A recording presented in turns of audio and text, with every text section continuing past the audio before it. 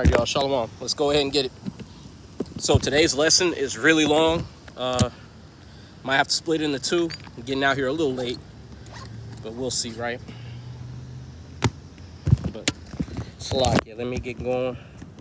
And I gotta cite a few things up before we really get started.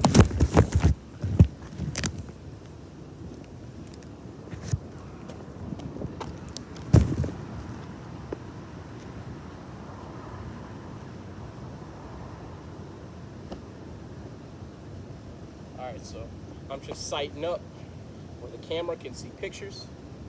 So it's about right here. All right, cool. Right now, in case anybody's wondering what that picture was, it's a picture of a lynching, where you see a black man. Basically, he has already been lynched, hung. They have already burned him. As a matter of fact, while I talk about him, I'm gonna show it. But you see there, right, the smoking, smoldering body of one of our brothers, and you see a bunch of these pale demons standing around him, celebrating it as if it's just an attraction for entertainment, right? But so we know this is the demarcation right here.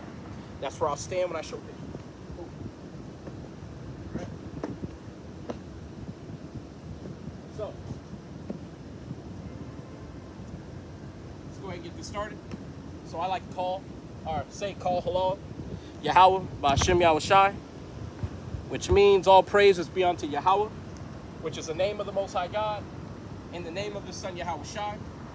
My name is Hayael. I'm back on the San Antonio Riverwalk with yet another lesson, right? And this week's lesson is titled, Is Esau Really the White Man? My intent was to do a part 2 to last week's lesson. But in light of recent events, I think it's very important that we go over some of the basics and we buttress those basics with some proof and history, right? Because one of the things that's going on now is you're having people try to say, and it's nothing new, right? But you're having the white man try to get out of his judgment by claiming to be of another nation, right? Now they're trying to claim that they're the Japhetic peoples, right? Like I'm all over the place, got stuff in my pockets, trying to make sure I got my stuff ready and available, if y'all know what I'm saying, because some people don't act right. But for those of y'all who are in small numbers, take it from me, right?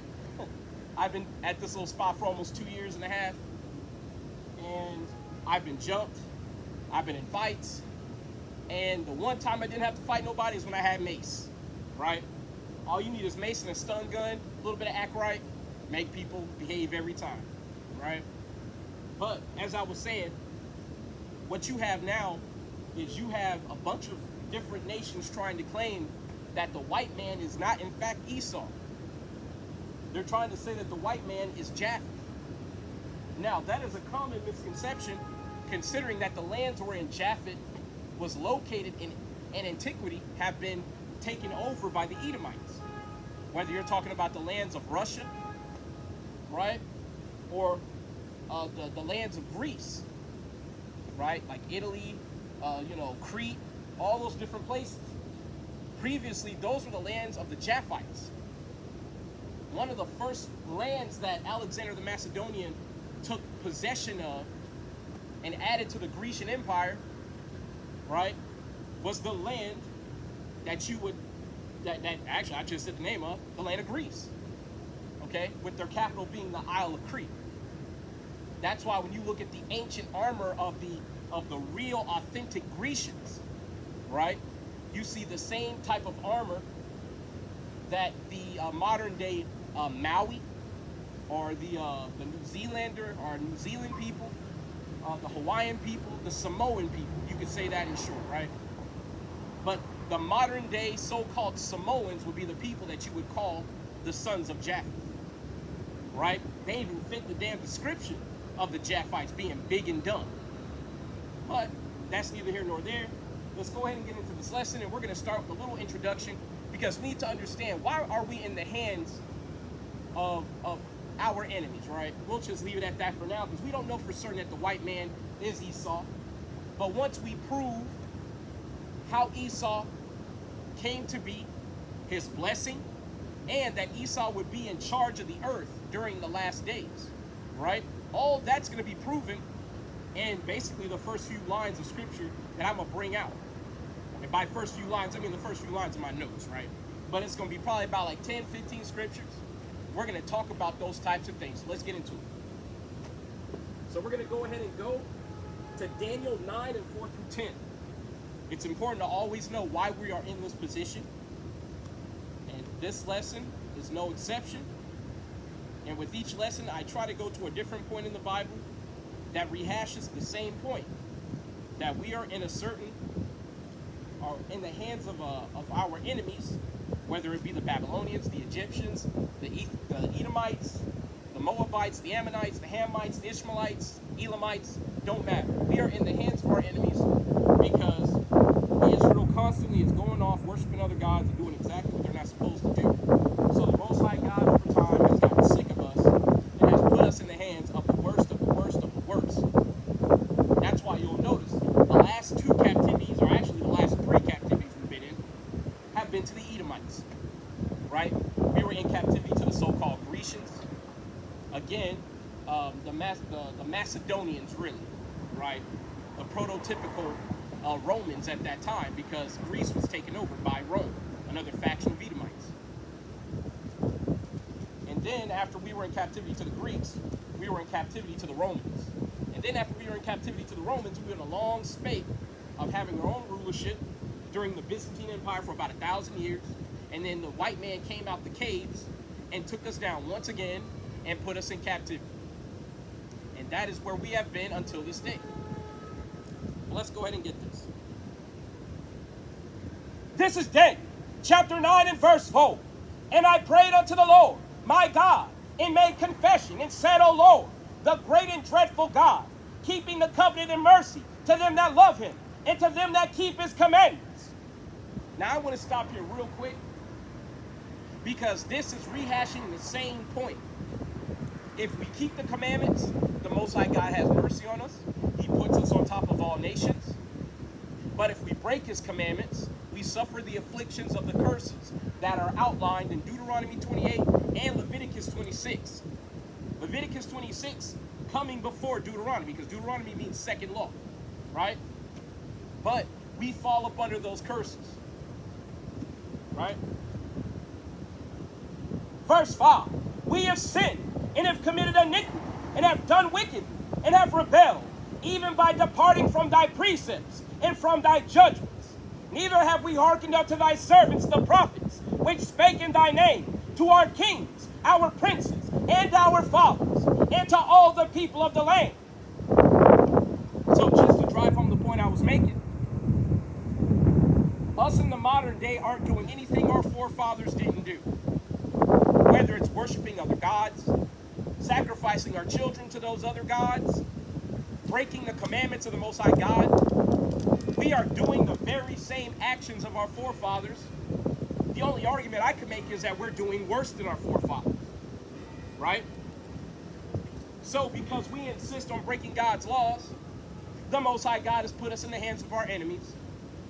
And with each successive cycle of us breaking his laws and going into captivity, the Most High God has put us in the hands of a worse captive each and every time, until we ended up in the hands of the Edomites, the worst of the worst.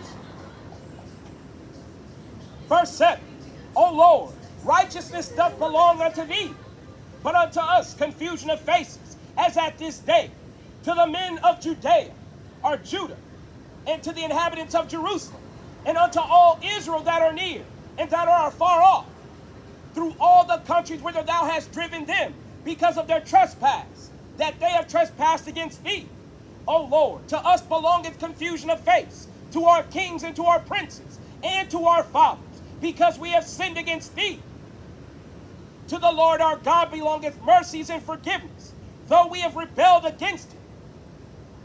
So, though we have rebelled against the Most High God, and though we have gone into captivity unto our enemies, and they have made us serve with rigor, they have committed all types of atrocities and unspeakable horrors against us, the Most High God has had mercy on us, right? Because the more history that comes out, the more we see that the white man has been trying to destroy blacks, Hispanics, and Native Americans nonstop. Whether it be trying to destroy us outright with rigor during slavery, or trying to destroy us with this so-called medicine, whether it's to sterilize us, inflict us with all types of plagues and diseases, or kill us outright. He has been trying to kill us nonstop. But the Most High God has had mercy on us, and he has kept us in our captivity. He has kept us alive while we have had to eat our defiled bread among the Gentiles. So now that we know why we are in the predicament that we are in, let's keep moving forward. Because we're going to get to the point where we're going to discuss where Esau comes from. And of course, that means going to the book of Genesis, right? But we're not quite there yet. So we're going to go to Psalms 106 and 34 through 43. Because again, I want to drive this point home of why we have gone into slavery to our enemies. See, it's funny. I saw a damn Judite walking with two white folks down there. White man looking up at me like he confused about what's going on. See, a lot of these white folks, they can't believe blacks, Hispanics, Native Americans are standing up and saying that they are not happy in their captivity. They can't believe it. Because in their mind, they're like, well, I don't call you a nigger to your face. But meanwhile, we have to read about account after account after account of our people being brutalized, raped, tortured, and murdered by these goddamn devils, right? There was just another instance of them brutalizing two of our brothers down, I believe, in Mississippi, right? Where you had 6 cops kick in a door to a house. I believe it's in Rankin, Georgia. Slovakia, y'all. But they kicked in the door to the abode of these brothers because some white cracker devil had called into the police to get a hold of the good old boys to tell them that there were black folks living in the area. Now, just so that y'all know, right, in this city of Rankin, it is a nearly 100% white town. It is a sundown town. So much so that they don't even allow the sale of property to so-called blacks. And across the train tracks is where you have all the black folks. So you can only imagine the racial tension that exists between those two towns. But 6 cops kicked in their door and literally saw, oh, you can go across. You good? You good? I can't do that, man. You know that. After raping, robbing, and murdering all them black folks throughout history, you should feel better than that not to do that, man. No, you don't. What have you done to show your love for blacks? Exactly. That's not love, man. If you broke in, I have a question for you. I have a question. If I broke in your house and killed your whole family, would you want a hug from me to show that I'm sorry? No, it's not. No, it's not. No, it's not, man. Because literally down in Mississippi, or down in Georgia, Rankin, Georgia, 6 cops kicked in the door and literally raped, sodomized, and tortured 2 of my brothers. Now, I know it don't mean anything to you, but after y'all killing 250 million people to take this land, I care about my people. And I know to you, this is rolling off of your back, but guess what? The Bible says you're going into slavery for what you did to my people. And I can't wait for the day, because that look is going to be the same look I give you as you pick cotton all day till you die. I'm going to look at you just like that. It's going to be a good time. Right. I can't do that, man. You know I can't. Nothing? Nothing. Right. I love you. I want to show you how God loves you. See, the white man still thinks it's a joke. He doesn't understand the slavery that he's going into is going to be the worst slavery this world has ever seen. So we're going to get Isaiah 14:21, because he's saying in his mind, it wasn't me. But see, he doesn't understand that God don't give a damn whether it was him or not. It is your forefathers, and you are your forefathers. This is Isaiah 14:21. Prepare slaughter for his children, for the iniquity of their fathers, that they do not rise nor possess the land, nor fill the face of the world with cities. So a great slaughter is coming to the white man. See, and these devils are walking up and down the land that they stole after killing 250 million people. They think they could just walk up to you and dap it up and everything is all right. See, they don't understand. They're the Edomites. They're the only group of people who are going to be wiped out of the face of existence. Can you imagine how much evil you have to do in order for the Most High God to just say, you know what, y'all got to go? They're not the only ones who enslaved the Israelites. I bring it out every week. You've got the sub-Saharan slave trade and the Silk Road slave trade and all types of minor slave trades in between. But some way, somehow, the white man managed to distinguish himself as the worst offender on the planet. Now, believe it or not, it's not because of those offenses that he's going to be destroyed.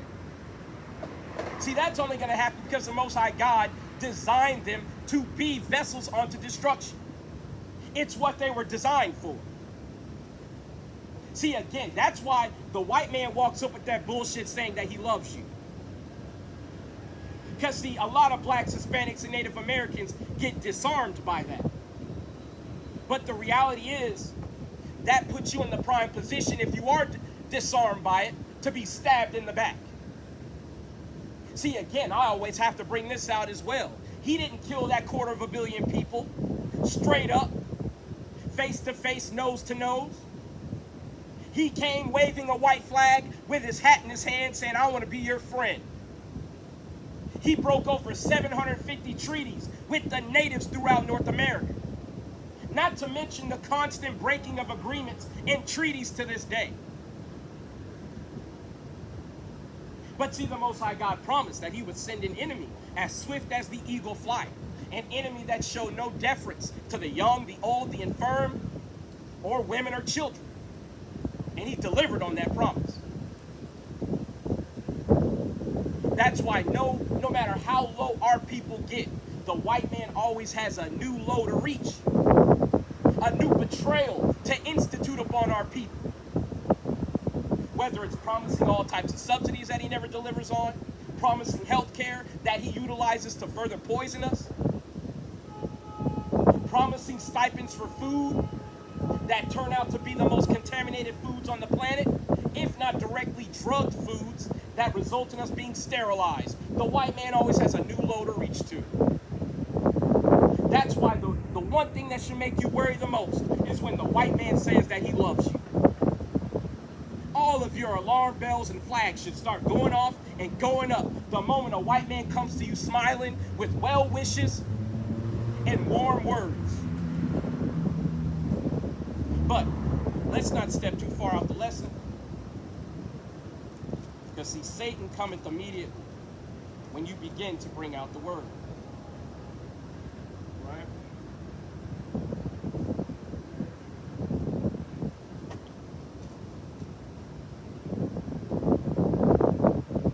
This is Psalms 106 and 34.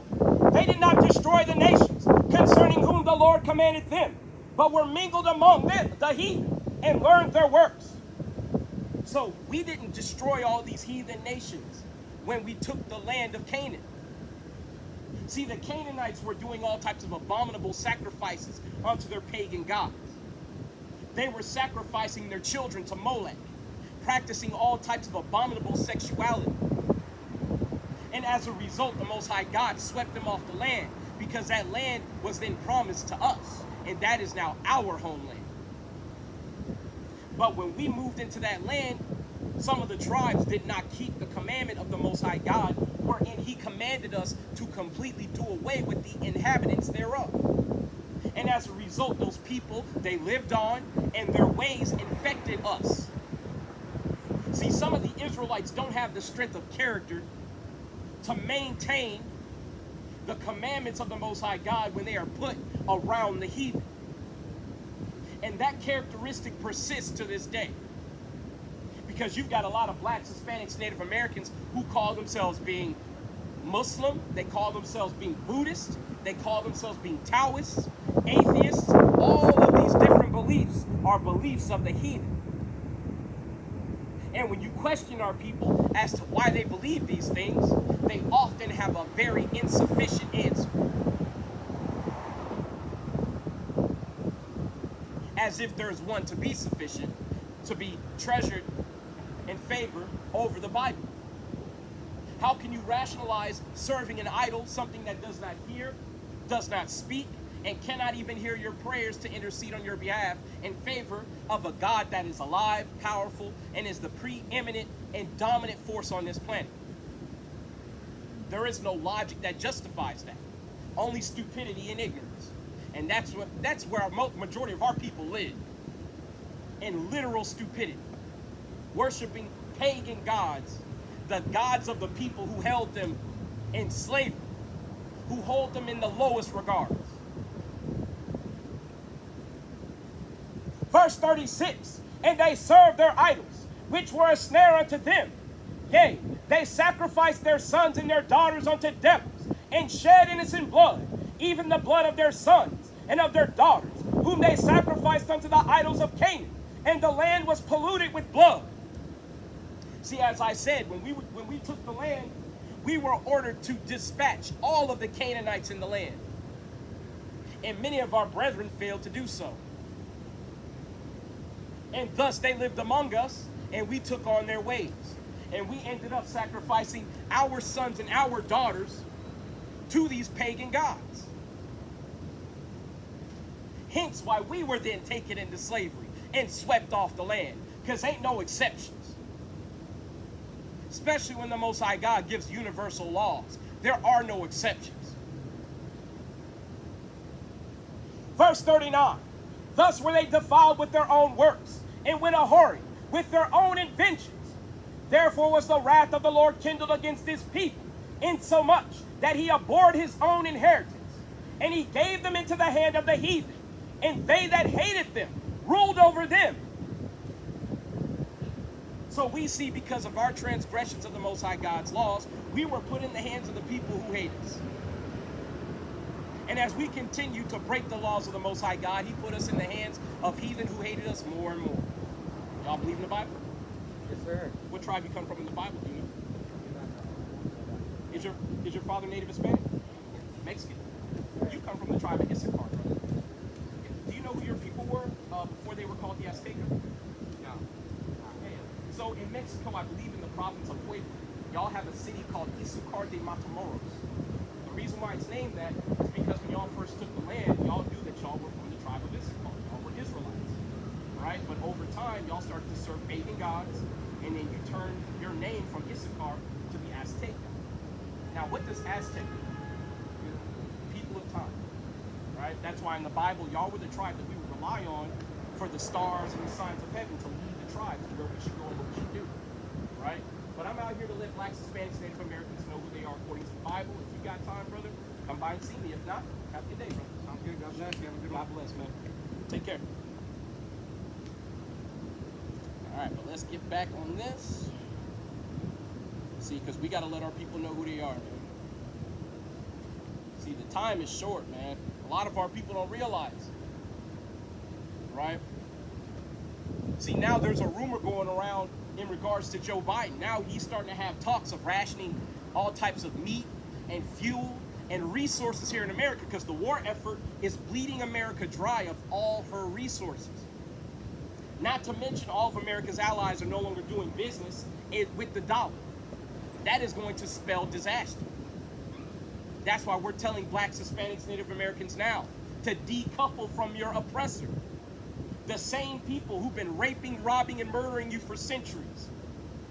Stop calling them your friend, because there's no way in hell a white man can be your friend, walking around on stolen land after having murdered your ancestors to the tune of 250 million people.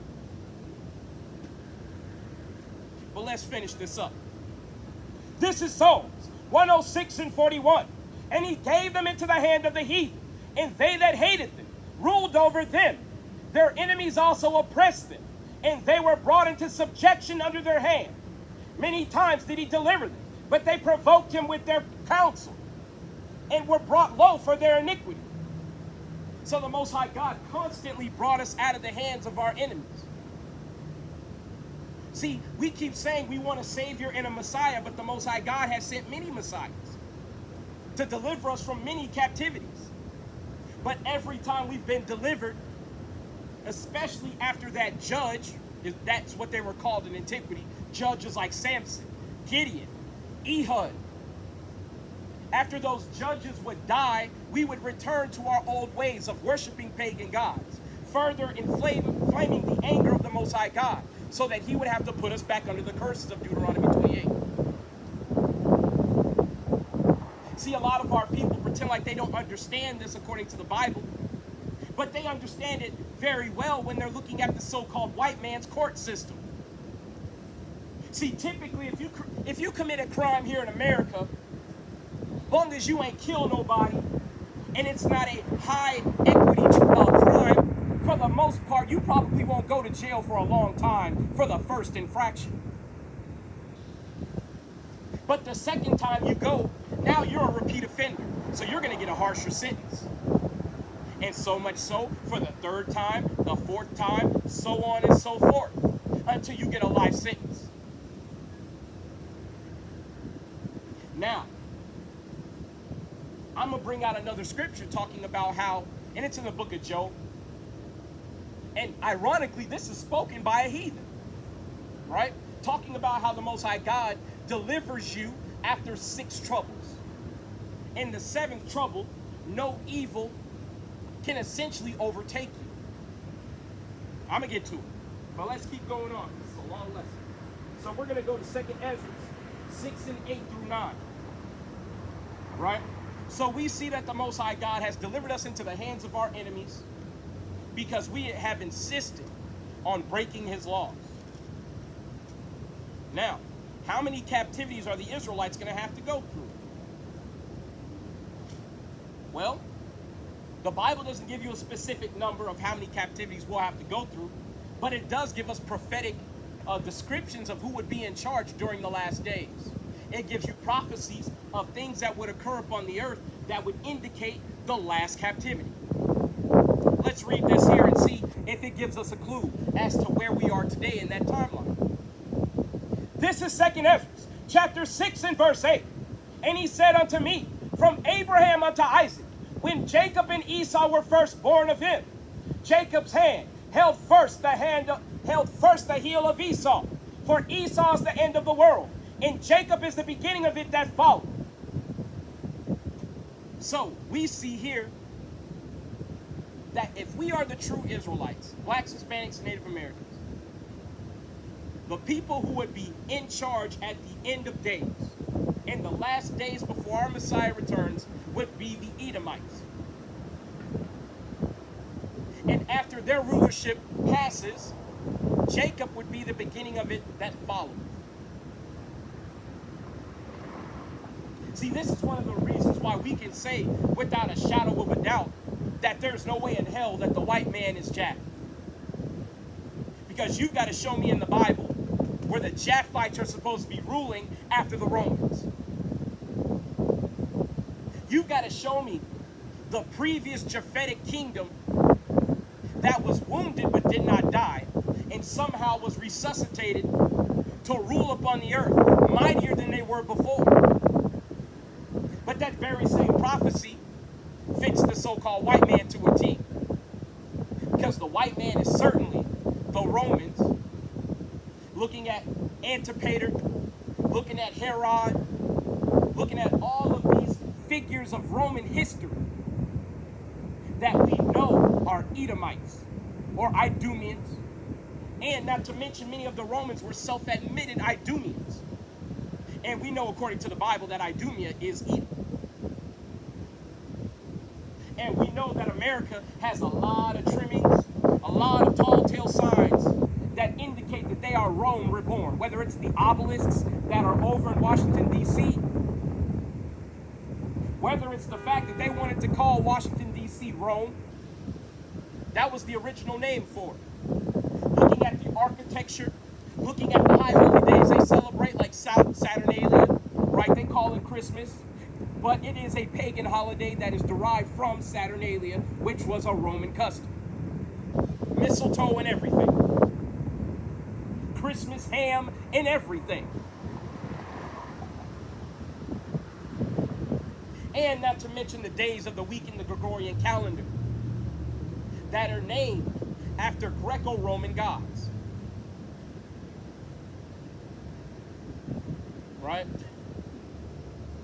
But, so, we see here another point that indicates that in the end, the white man would be ruling. But we're going to go to Job 5 and 19 and 20. Because as I said, we've been through many captivities. And we know that this is the last captivity. Because after the seventh captivity, technically this is still the sixth captivity. This is a continuation of the Roman Empire. But this is the seventh leg of a captivity. But the Most High God has definitely been with us. How do I know that? Our people have woken up during this captivity. We're returning unto the Most High God and keeping His commandments. But let's go ahead and read this.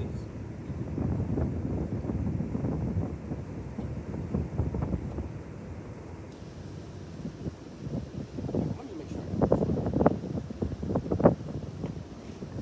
Job. Oh, 5. I'm sitting in 9. Wondering why I can't see. Anyway. This is Job, chapter 5 and verse 19. He shall deliver thee in 6 troubles, yea, in 7. There shall no evil touch thee.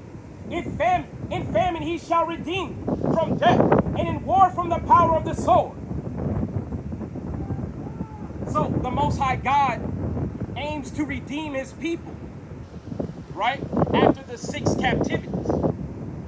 So with this being the final captivity, and rulership being on the other side of it, that means that this is it.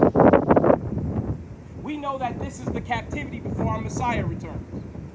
And we also know this is the captivity before our oppressors go into slavery, which is well deserved. How y'all doing today? Y'all believe in the Bible? A little bit, yeah. A little bit? What tribe you go back to in the Bible, sir? Probably none in Mexico.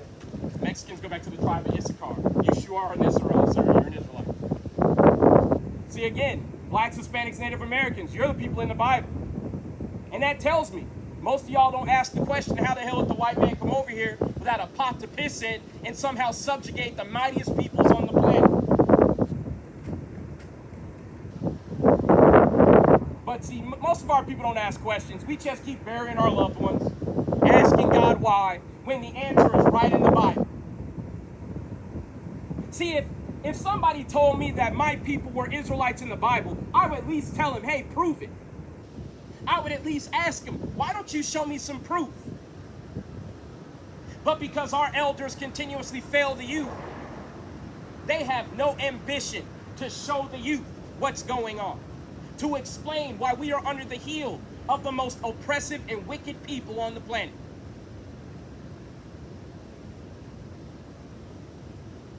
But we're gonna read this again because it's very important to understand. Because we've been in captivity to the Egyptians. And actually, let's count it up. We've been in captivity to the Egyptians. We've been in captivity to the Babylonians, to the Persians, to the Medes, to the Greeks, and to the Romans. Right? Now, if the Romans are supposed to be the nation that was wounded but did not die and would return on according to prophecy, right? The prophecy of the beast with the 7 heads and the 10 horns, right? Then it makes perfect sense that Rome is modern day America. It makes perfect sense. And yes, I'm truncating a lot of prophecy here because to be honest, to understand the prophecy of the 7-headed beasts with the 10 horns, it requires a lot of study. And I'm not going to say I'm the most astute studying, Bible-believing Israelite, right? I am not the wisest in this regard to prophecy, but I certainly understand it. But it's self-evident if you just take a tour of America. Even the Democratic Republican system is an emulated system from, I believe, what is it, it's like the plebeians and the patricians or some shit from Rome, but they had a basically blue versus red versus blue, right versus left system back in Rome. the illusion of democracy. The Hegelian dialectic is not new. That is something that the Edomites have dreamt up, and as a result, with them being back in power, they utilize it to this day. Now, let's keep going. So we're going to go ahead and discuss who is Esau. Who is Esau? So we're going to go to Genesis 25 and 20 through 34. Because we need to see, in relation to the description of Esau, who does it fit? Right? Because I've heard stupid-ass Israelites, or blacks, Hispanics, Native Americans, to make it plain for those who are not Bible believers according to Israelite custom, right? But I have heard dumbass blacks, Hispanics, Native Americans claiming that they are Esau. It's funny. Some way, somehow, the white man is always and never can be Esau in his mind. And according to some of our people, we can never be Jacob. But no one consults the Bible to see who's who. But let's go ahead and read this. I just want to make sure I don't have any fat on this, man, because this lesson is long, right? This is Genesis, chapter 25 and verse 20. And Isaac was 40 years old when he took Rebekah to wife, the daughter of Bethuel, the Syrian of Pandan Aram, the sister to Laban the Syrian. And Isaac entreated the Lord for his wife, because she was barren. And the Lord was entreated of him, and Rebekah his wife conceived. So here we have our forefather Isaac making supplication unto the Most High God because his wife Rebekah was barren. She couldn't bear any children. And the Most High God heard his prayer and answered him and enabled Rebekah to conceive children. Now, the pregnancy that Rebekah's going through, that I'm about to read, is not a normal pregnancy. And it is emblematic and iconic of the relationship that so-called blacks, Hispanics, and Native Indians have with the white man to this day. Verse 22, and the children struggled together within her, and she said, if it be so, why am I thus? And she went to inquire of the Lord. And the Lord said unto her, 2 nations are in thy womb, and 2 manner of people shall be separated from thy bowels, and the one people shall be stronger than the other people, and the elder shall serve the younger. So in the womb of Rebekah, you had 2 babies, twins in fact. Now, the way that they're born, they're going to look different, and that can happen today. You have different types of twins that can be born. But the type of twins that most people think about are identical twins, where you have a singular embryo that divides, and then 2 separate babies are created. But the twins that are in the Bible, in these scriptures here, are fraternal twins, right? Where you have 2 eggs that are fertilized at the same time in the womb. And as a result, the babies that are born might come out at near the same time and be called twins, but they look totally different because they are 2 individuals with 2 separate genetic structures, right? Because they did not derive from the same embryo. They are 2 separate fertilized eggs. And this is what we have here with Jacob and Esau. And Rebekah went to inquire of the Most High God because these 2 babies in her womb seemed to be making so much discomfort in her belly that she literally thought they were fighting in the womb, which is what they were doing. They were quarreling in the womb. Can you imagine the enmity that has to be between 2 groups of people, that they are literally fighting in a womb? They've never seen the light of day or set foot up on the ground, but yet some way, somehow, they know to hate each other. And they fight each other tooth and nail. We see that now with blacks, Hispanics, Native Americans. Because wherever we go, the white man has a instinctual drive to follow and to destroy whatever we're working on. There are over 200 towns and cities here in America alone that black people tried to build in order to be independent of the so-called white man after slavery.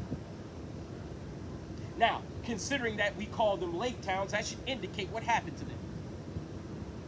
A lot of these towns, literally, the white man just literally rediverted waters, rivers, and filled these towns so that they are now lakes. And as a result, we can no longer inhabit those places. Like Lake Lanier, that is a very good example.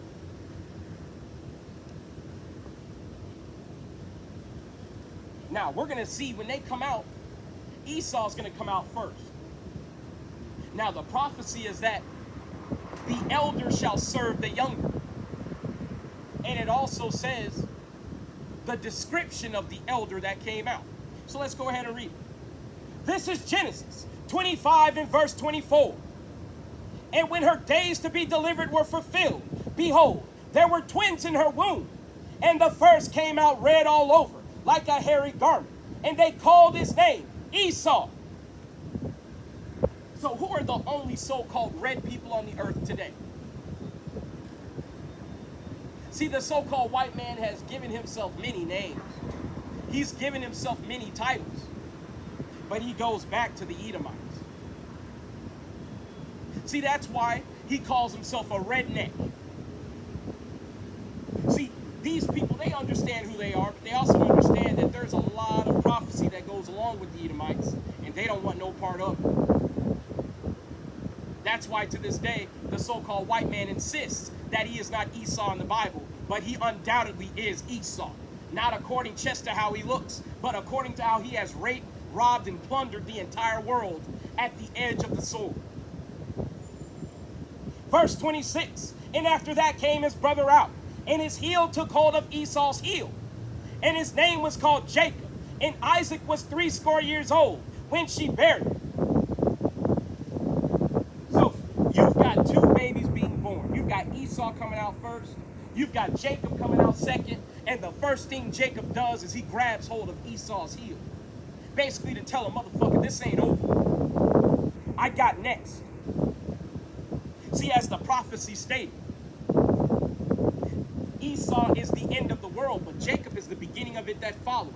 That is the sign that indicated that prophecy would come to pass. That the elder would serve the younger.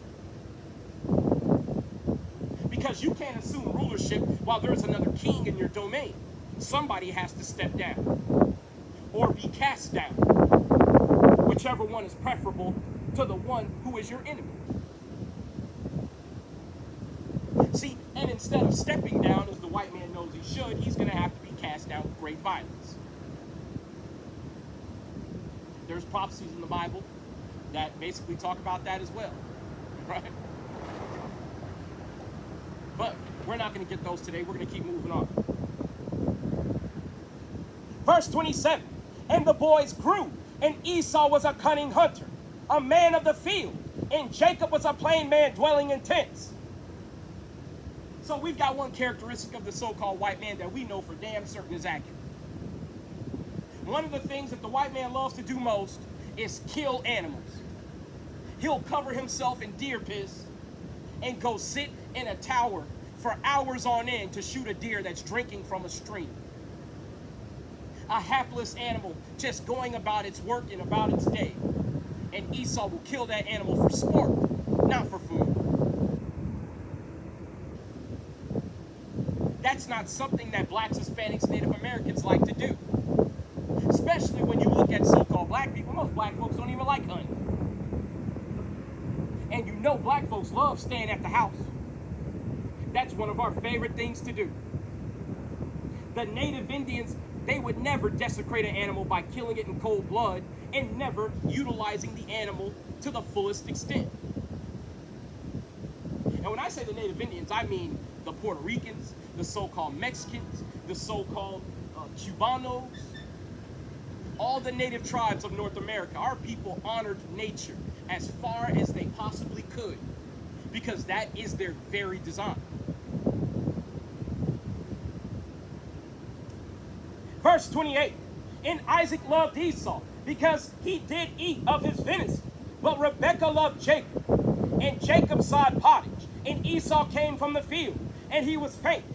And Esau said to Jacob, feed me, I pray thee, with that same red pottage, for I am faint. Therefore was his name called Edom. So So here we have our forefather Jacob. He's cooking up some red pottage of lentils, some lentil stew. Esau's coming in from the field hunting, and apparently he wasn't very successful because he was faint. He was weak. And when he came in, he saw that Jacob was cooking, and he wanted some of what he had going on.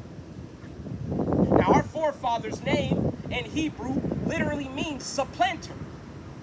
See, that's one of the things that blacks, Hispanics, Native Americans do very well, and that's hustle. Jacob was a hustler. Let's see how Jacob applied the principles of hustling to his brother, who was the natural born recipient of the birthright. And Jacob said, "Sell me this day thy birthright." And Esau said, "Behold, I am at the point to die, and what profit shall this birthright do to me?" And Jacob said, "Swear to me this day." And he swore to him, and he sold his birthright unto Jacob. And Jacob gave Esau bread and pottage of lentils, and he did eat and drink, and rose up and went his way. Thus Esau despised his birthright. Now, we see that today with the so-called white man. If it's something that he can't utilize to the greatest extent today, he don't want nothing to do with it. He'll trade it away and then double back when it's worth something to steal it from you. Anybody ever heard of the Louisiana Purchase? See how they defrauded our native brothers into selling essentially the land that would become to be known as Louisiana. They used subtlety and cunning in order to steal that land from them. See, how can you sign a contract with people whose land it really doesn't belong to? But see, that birthright was Esau's. It wasn't bequeathed unto anyone else but Esau, the eldest son born of Isaac. And he sold it for a bowl of soup. Meanwhile, the example of the Louisiana Purchase, how do you have a handful of so-called natives sign away ownership to a land that belongs to all of the people? Well, through trickery and deceit. See, that's why Esau has been defrauding us over and over and over again, because he's mad about this birthright. And we're going to see that, because we're going to read on in Genesis 27, where we see Jacob officially go in and close the deal. Because see, as I said, Esau had no qualms about selling the birthright when it was convenient to fill his belly. But when it came down to actually selling the birthright, he had no intention on departing with it. So much so that he intended to double back and get it from Isaac before he passed on.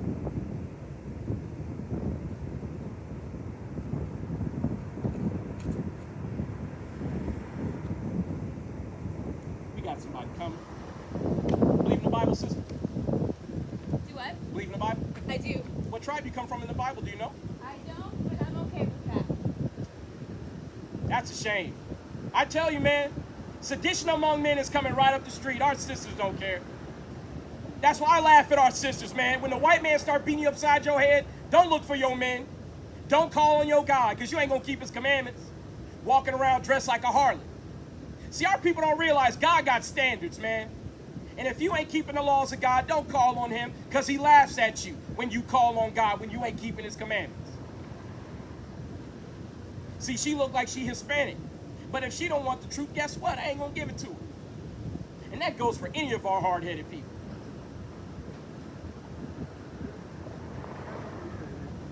Crazy, man. Y'all believe in the Bible? Are you? If you're Native Hispanic, I don't think you're very good at all. 250 million of your people died for this land to be taken, but you're good. Somehow. See, our people throw the thumbs up, but when the white man comes killing their people, all of a sudden, God help me. They don't understand, man. God sent them.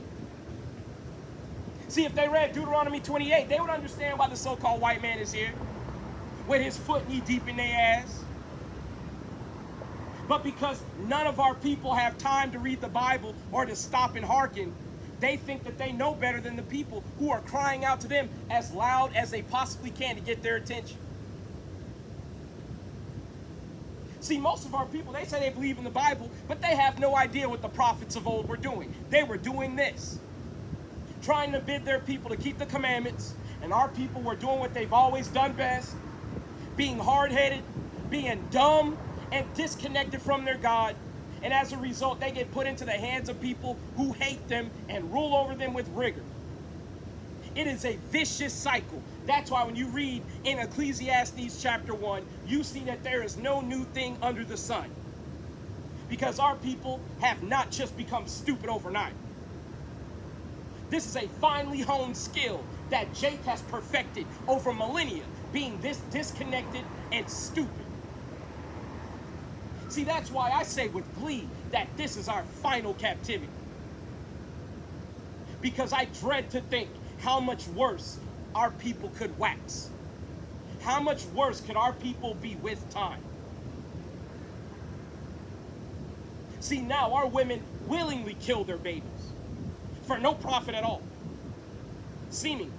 See, now it's starting to be exposed that now some of our sisters might be selling the fetal tissue after they have an abortion. See, all of it's coming out. But see, now our people willingly will have their children be aborted in the womb before they even have a chance at life. Just for a couple of nickels to rub together so that they can continue to buy weaves and eyelashes and BBLs and all this other dumb shit.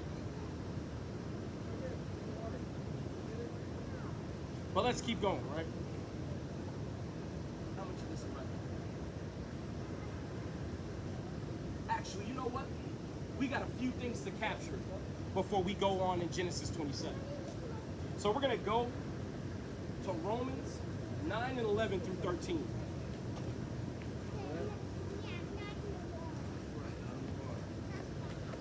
Very bad. I don't know why somebody would do that, but they did.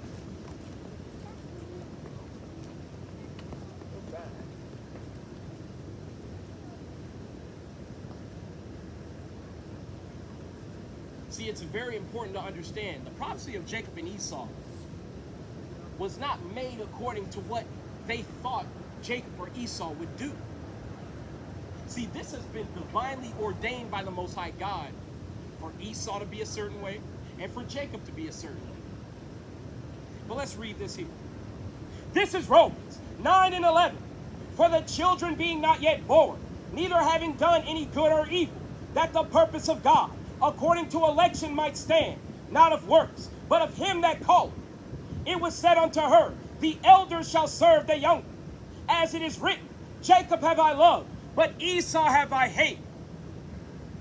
So even in the New Testament, we see the prophecy of Jacob and Esau still here. And it was prophesied that the elders shall serve the younger, as it was prophesied in the book of Genesis, chapter 25.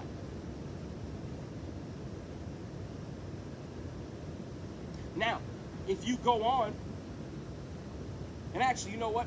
I am going to go on because I made the statement that it wasn't because of anything either one of them would go on to do, whether it be them or their children or their children's children and so on. It wasn't any action that would cause the Most High God to accept one and reject the other. See, this was all done by the design of the Most High God. See, it's funny though. I told my wife before I came out here to do this lesson, I knew this was a lesson that would ruffle a lot of feathers. See, one of the problems with blacks, Hispanics, Native Americans is that we got a lot of coons walking around. People who want to hold hands with everybody, join hands and have a good time. Meanwhile, they're the ones in the ghettos, the favelas, and the damn barrios. They're the ones burying their children. They're the ones living off of a damn income that isn't even above the median income line. Majority of us are surviving beneath the poverty line, trying to make it work.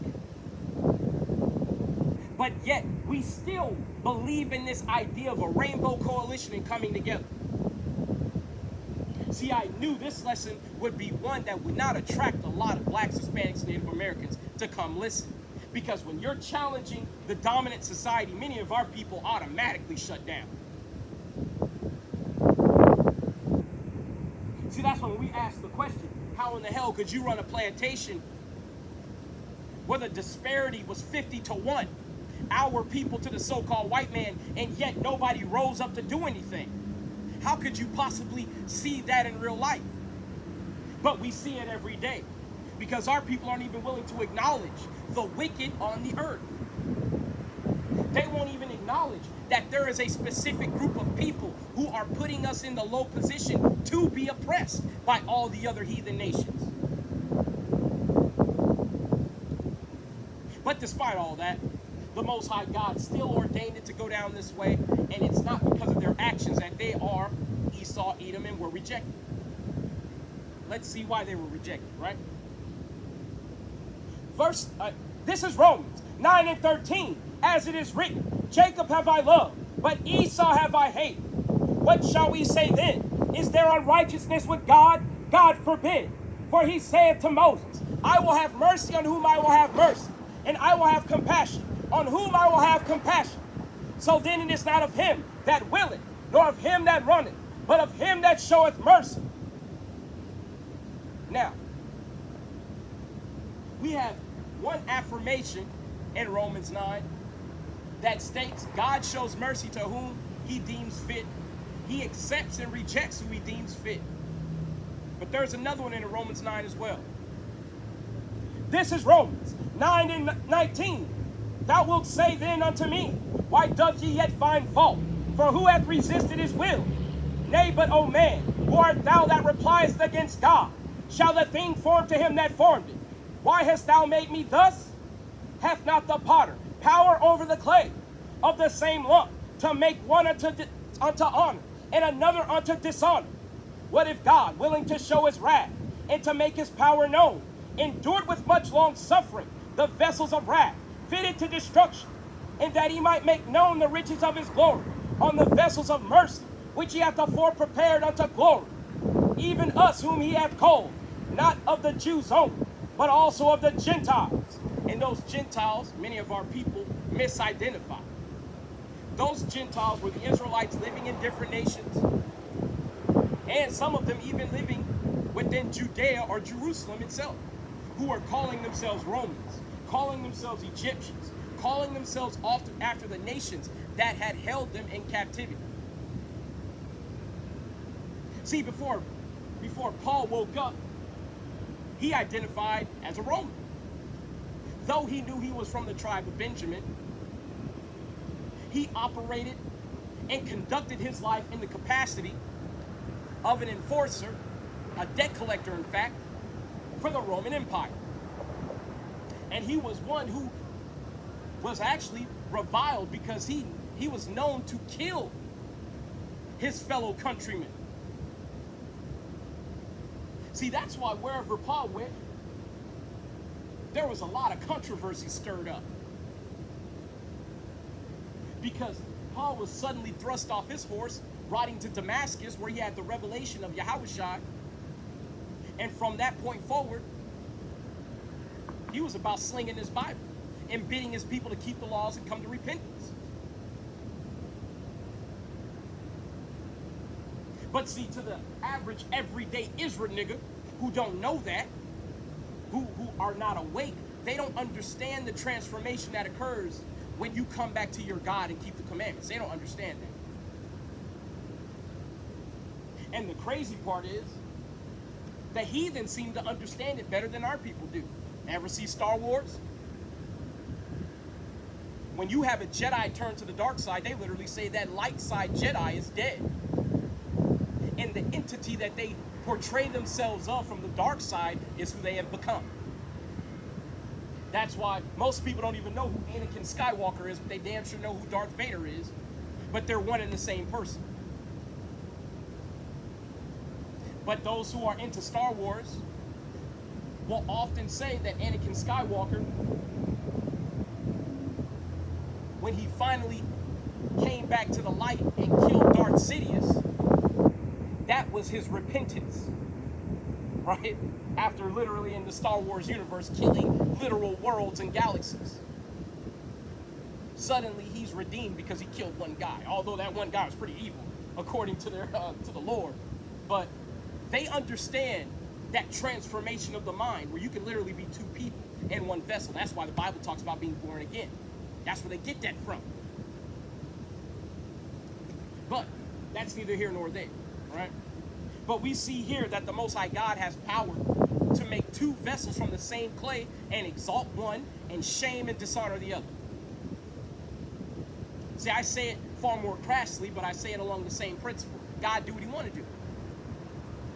And many of our people have a problem with that. And because our people have a problem with the Most High God doing what he wants to do, they have to be destroyed.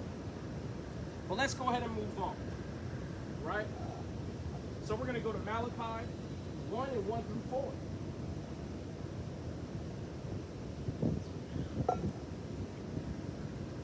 Right? Because we see that the Most High God has made the vessel of the Israelites unto honor and the vessel of the Edomites unto dishonor, so much so that he hates them. How much does the Most High God hate the Edomites? Let's see.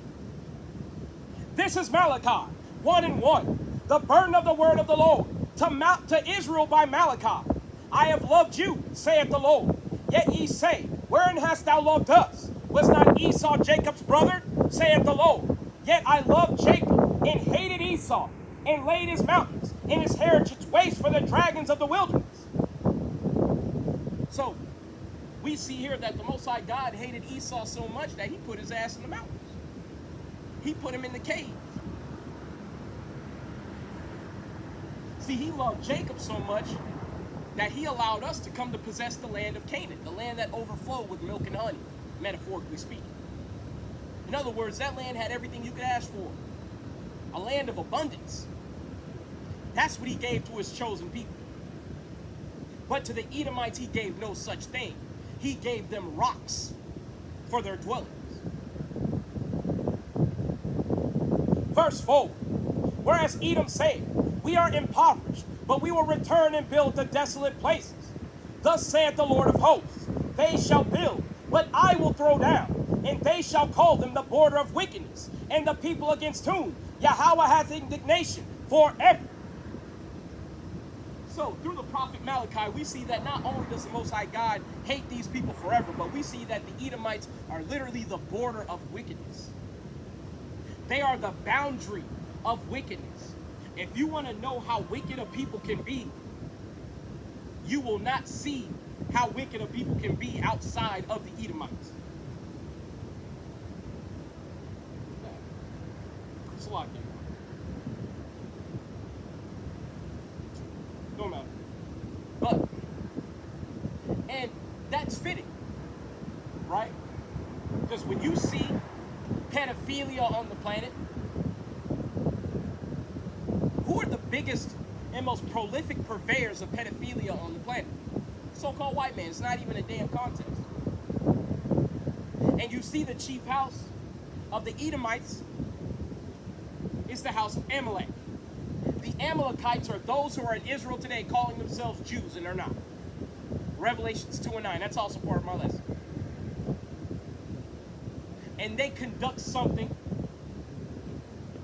on the 8th day for circumcising their children according to Orthodox Judaism, called a Mezitza.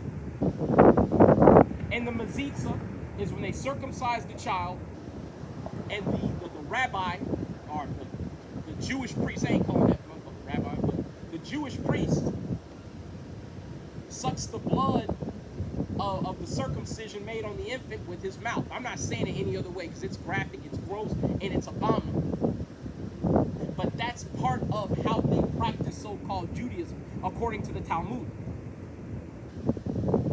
Yet, these same people have the audacity to claim that they're God's chosen people. Most of them claiming to be from the tribe of Judah.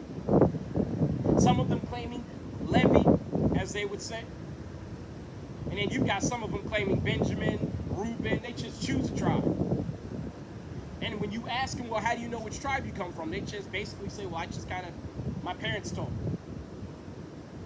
It's never, I go back to this individual according to the Bible. I don't want to say never, more times than not. Right? But, so we see the Most High God despises these people, and rightfully so. But let's go to Genesis 36 and 9.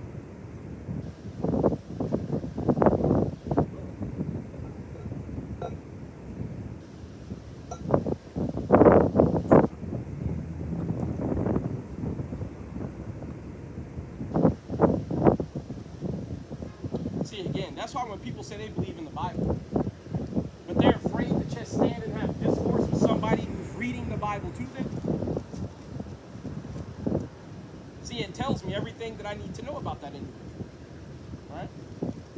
See, and they don't understand when Yahushua returns, man, Yahushua is going to basically say, hey, look, just like you were embarrassed to have discourse with the prophets that I sent out to the highways and byways, who called out to you at the peril of their own life. Just as you were embarrassed to be seen conversating with them, I'm going to be embarrassed to intercede on your behalf in front of my Father. When you call upon me for salvation, for deliverance in time of trouble, during Jacob's trouble, because Jacob's trouble is right up the street, many of our people are going to find a very empty prayer line when they make those supplications unto the Most High God, no matter what name they call them. Because you've got Israelites who don't think they have to keep the law. They're going to be part of those people who don't get an answer when they pray to the Most High God, Yahweh, in the name of His Son, Yahushua. And you damn sure know blacks, Hispanics, and Native Americans praying in the name of Jesus aren't going to get a response either. But let's see, who is Esau? Because Esau's had many names. Let's see who he is. Let's get a couple more clues. Right?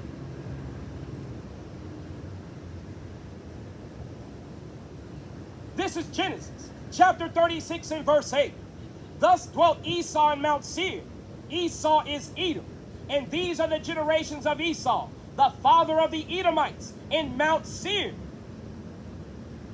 Like I said, the Most High God gave these crackers rocks to live in. And they didn't even carve out those mountains. They stole those mountains from Japheth. Because see, just as we displaced the Canaanites, they displaced Japhites who were living in those rocks. That architecture that they stole from them, they've been replicating it ever since.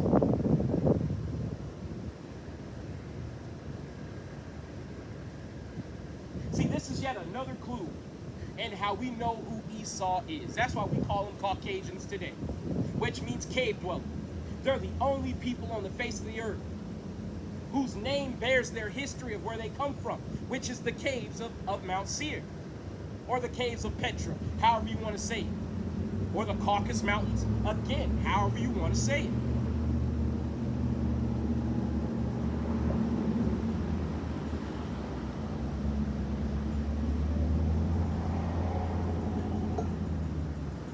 Now, we're going to go ahead and get a quote from a book. Because as I said, we're bringing evidence today, right? This is a book called Who is Esau Edom? I'm going to bring it up close for the camera, right? So, it's called Who is Esau Edom? It's by a man named Charles Weissman, right? A fake Jew, in fact.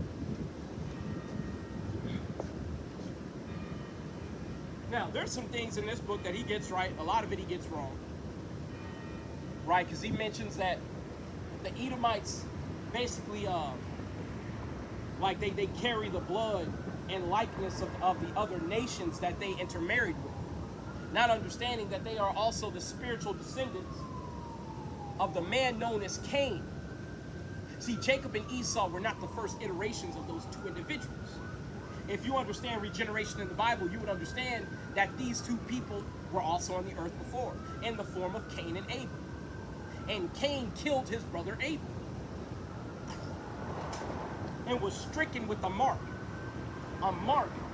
that people would be able to recognize when they saw him. Now, if I had to go out on a limb and make a wager as to what that mark might be in a world full of black and brown people, I would say that mark would be albinism, because that is one of the most shocking features. When you are in a group of darkly melanated peoples, you see a person who is pale. So pale to the point where they can't even go out in the sun without suffering damage. That is a very stark difference. It is something that you could recognize upon seeing that person. you see something is different about them. But let's see here. So, this is an excerpt from Who is Esau Edom, page 5, paragraph 2.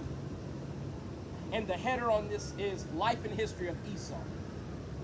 Esau was the firstborn of Isaac, and thus was heir to the birthright derived from the direct racial lineage of Adam to Noah to Abraham. Thus Esau was racially an Adamite, a Semite, and a Hebrew. That's all true, right? The racial stock of the white race. Again, I'm going to say this because this is a white man admitting that Esau are so-called white men. Thus Esau was racially an Adamite, a Semite, and a Hebrew. The racial stock of the white race. Just as Esau despised his birthright, as in Genesis 25 and 34, when he sold it to Jacob, he also despised his race by marrying strange women outside his race. Now, technically, with him being a so-called Jacobite of the house of Edom, there were no other Edomites for him to procreate with. So he would have had to intermarry no matter how you slice it. Same with Jacob. But Jacob went to Laban, the cousin of, I believe, Isaac, his father. Right? So Laban being a relative and his daughters, so that means he went to a cousin. Whether it be second or third cousin, doesn't matter. But he kept it in the family, as the Bible tells Israelites to do, to go get a sister of your own nation, of your own tribe. Esau did not do that. He went to the children that his parents directly told him not to go to. Right? Again, another tall tale sign of who the Edomites are today. The rebel upon the earth, the group of people who always go against the grain, no matter how detrimental it is to them and the people around them. You should keep the air clean for the health of all life on the planet. The white man is at the top of the list of fucking it all up. You should keep the water clean for the benefit of all life on the planet. The white man is at the top of the list of dumping chemicals, forever chemicals, radiation, all types of waste in the water, and fucking it up for everybody. So much so that if the days were not short, no flesh would be saved upon the earth. That's how caustic and just harmful their rulership has been to the earth. But I digress. Let's keep going. Esau married the daughters of Canaan, or Canaanites. And you see that in Genesis 28 and 6 and 36 and 2. So he's got some stuff here that is biblical, right? The daughters of Heth, or Hittites. Genesis 26, 34, 27, 46, and 36, 2. The daughters of Ishmael. In Genesis 28, 9, and 36 and 3, the daughters of the Hivites. In Genesis 36 and 2, it had intermarried with the Horites. And Genesis 36, 19 through 21, and then he cites Jasher. So again, this is another way that you know that these people go off, right? Because they take these extra canonical books, right, to the Bible, and they believe in them as if they are the true written word of the Most High God, which it is not. But going on, these interracial marriages were a grief of mind to Isaac and Rebekah. Esau's parents, Genesis 26, 35, the descendants of Esau from these marriages became known as Edomites, or as Edom. Genesis 36 and 1 and 9, the Edomites also possessed some Israelite blood by intermarriages. See, again, that don't matter, right? And not to mention, you get your blood from your father. So that is categorically incorrect. Now, could they have possessed some mitochondrial DNA? Certainly, because that you do get from your mother, right? But you are what your father is, right? Esau and the Edomites dwelt in Mount Seir, which God gave to Esau for possession. This land was also known as Idumea. And the Idumeans are who the Romans called themselves, right? They knew themselves to be Idumeans, right? Now that's all we needed from that book, right? Believe in the Bible? Believe in the Bible? Thou sayest. But anyway, so we're going to go ahead and go on to Psalms 49 and 11. Actually, we're going to go to Obadiah 1 and 3. That's right. I switched. So we're going to read Obadiah 1 and 1 through 3. And then we're going to go, basically, we're going to reverse those two according to my notes. But it's funny, man. Some of these Edomites walk up and they so dirty in the face, I can't tell if they Edomites or not. But hey, some people gonna look like the other nations, man. That's why, you know, I try to ask who I believe might be you know, an Israelite. Because see, it's not my place to say who might be confused in the face or not.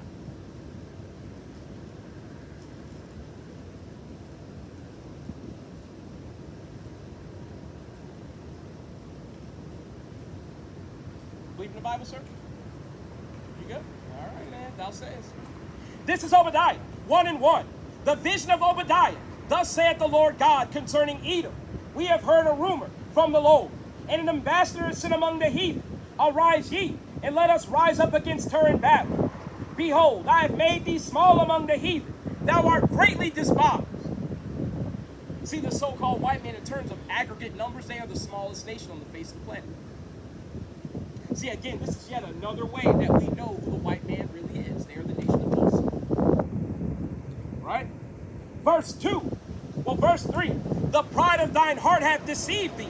Thou that dwellest in the clefts of the rocks, whose habitation is high, that saith in his heart, who shall bring me down to the ground? So we have the affirmation here in Obadiah 1 and 3. That those who dwell in the clefts of the rocks, those who are known as cave dwellers or Caucasians, are the Edomites. See, again, it's just more and more and more evidence. But the majority of blacks, Hispanics, Native Americans, they have stopped their ears, closed their eyes, and turned away entirely from the wisdom of the Bible. So when they're being oppressed by their most hated enemy, they think they're a couple of steps from having a nice barbecue while they have a damn ring around the rosy around the barbecue holding hands, singing "We Are the World." See, our people think they're just a few, you know, cursory steps from having peace on earth. Not understanding these people couldn't have peace on earth if it was given to them. If the Most High God sent angels down here to quell all the war and get rid of all the weapons, the white man would find a way to drum up some war, strife, and some contention on the earth. Because that is in his nature. That is what he is made to do. The son of perdition. But with that, we are going to go to Genesis 27 and 34 through 40. Right? Because the history of the so-called white man mirrors the immediate reaction that Esau had to departing with the birthright.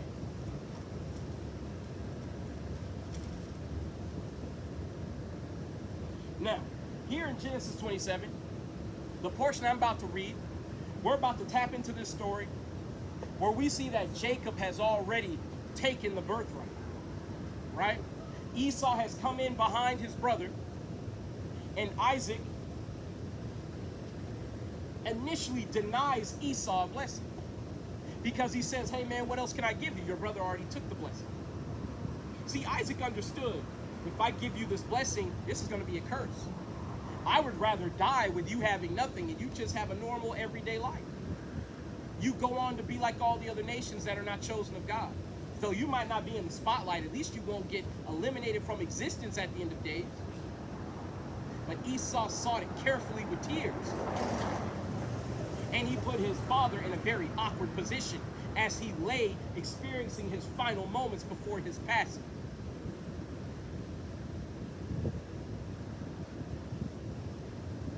Now, we're going to go to verse 38. We're going to start there, right? Because if I start at 40, I'm going to miss a little bit, and I don't want to do that. Actually, no, let's go up a little bit more. That's fine. This is Genesis, chapter 32 and verse 34. And when Esau heard the words of his father, he cried with a great and exceedingly bitter cry. And he said unto his father, bless me, even me also, O my father. And he said, thy brother came with subtlety, and hath taken away thy blessing. So you have Esau coming in trying to get a blessing from Isaac. Isaac letting him know, hey, look, your brother already got the blessing. It's over. But he insists. He's like, hey, look, I need a blessing. How you doing, brother? You believe in the Bible at all? A little bit. Well, what if I told you the Mexican man is in the Bible? Would you believe it? The Mexican man is from the tribe of Issachar. You're an Israelite, brother. You're special, all right? Be safe. That might be the cutest dog I've ever seen. That's cool. That's a really cute little dog. And see, Jake naturally got the salt. That's nothing but a puppy, and that puppy already knows to follow.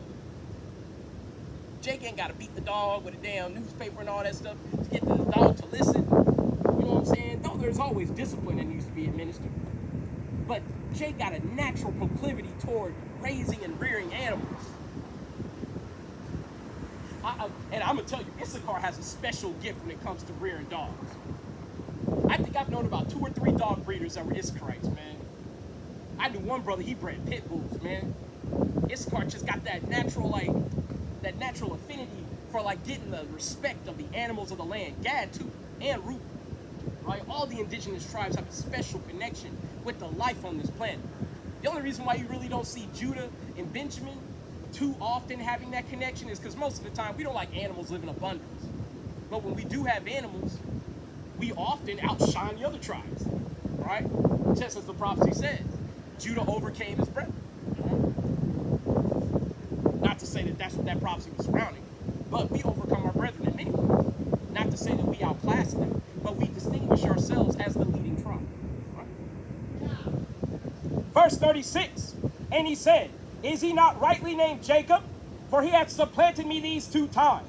He took away my birthright, and behold, now he hath taken away my blessing. Now, you got to keep in mind, that blessing was the birthright. So in Esau's mind, the 2 were completely separate. When they were one and the same, and Esau sold it. Jake didn't steal anything. Esau sold it, and he sold it for a bowl of damn soup. And if not, for the Most High God putting it in the spirit of Rebekah to be swift of thought and to orchestrate a plan for Jacob to come in and receive the birthright, Esau would have came in and took it. He would have stolen it because it was rightly given to Jacob.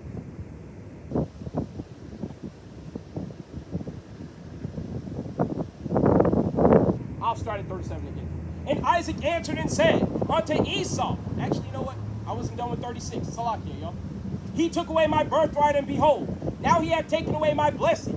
And he said, hast thou not reserved a blessing for me? And Isaac answered and said unto Esau, behold, I have made him thy Lord. Now keep in mind, the word Lord means master. So now, the blessing is that the elder will serve the younger. It's the fulfillment of prophecy. Although it's not happening immediately, it will happen according to prophecy. Right? And all his brethren have I given to him for servants, and with corn and wine have I sustained him. And what shall I do now unto thee, my son? So Isaac is trying to allay giving this blessing of the sword to Esau, because he understands that this sword is going to be his son's undoing. You got to understand, as I read earlier, in chapter 25, Isaac's favorite son was Esau, because he loved the venison that he would bring in from his hunts.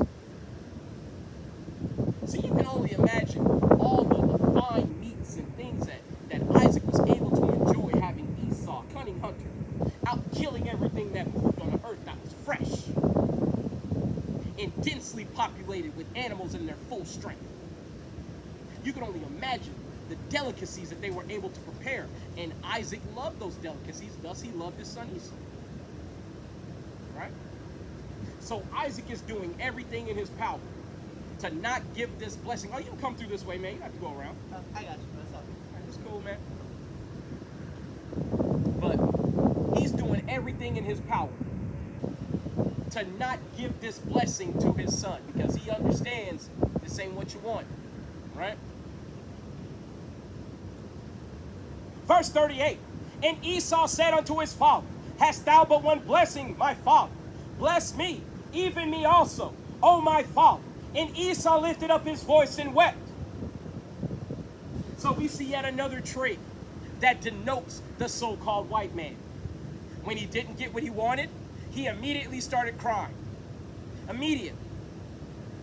Because that is his nature.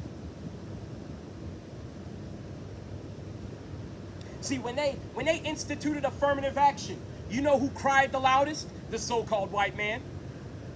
After enslaving blacks, Hispanics, Native Americans for nearly 5 centuries, they gave us a damn crumb, which they immediately started hiring white women for diversity quotas. But they immediately started crying that blacks, Hispanics, and Native Americans had an inroad to get a job after being enslaved and barred from most jobs that would allow them to have a decent living. See, that spirit lives on today. That's how, again, we know who they are. We know that their forefather Esau is their progenitor. Verse 39, and Isaac his father answered it and said unto him, Behold, thy dwelling shall be the fatness of the earth, and the dew of heaven from above. And by thy sword shalt thou live, and shalt serve thy brother. And it shall come to pass, when thou shalt have the dominion, that thou shalt break his yoke from off thy neck. And we saw it. See, we've seen them break the yoke from off their neck a handful of times, right? See, when we were in power in Jerusalem, we had the Edomites as tribute, our tributaries, our servants. In some way, somehow, we were still worshiping their gods. That's another lesson altogether. But whenever we fell from power, the Edomites were right there to be right up under the new rulership, or if they were the new rulership, to rule over us with rigor. Right? And they did it at the edge of the sword. Right? But I'm going to start at 39 again because it's very important. And Isaac his father answered and said unto him, Behold, thy dwelling shall be the fatness of the earth, and the dew of heaven from above. And by thy sword shalt thou live. So Isaac basically told him, hey, look, man, you're going to have the best things that the earth can offer. But you're going to get it at the point of the sword. You are not going to get it by way of politicking. You are not going to get it by way of good business, of being honest, none of that. You're going to subjugate nations by the sword at the threat of death. Now, when we look throughout the white man's history, what do we see? We see a lot of rape, robbery, land theft, and murder. All of it happening at the point of a sword. That's not a coincidence, considering that they are the descendants of Esau.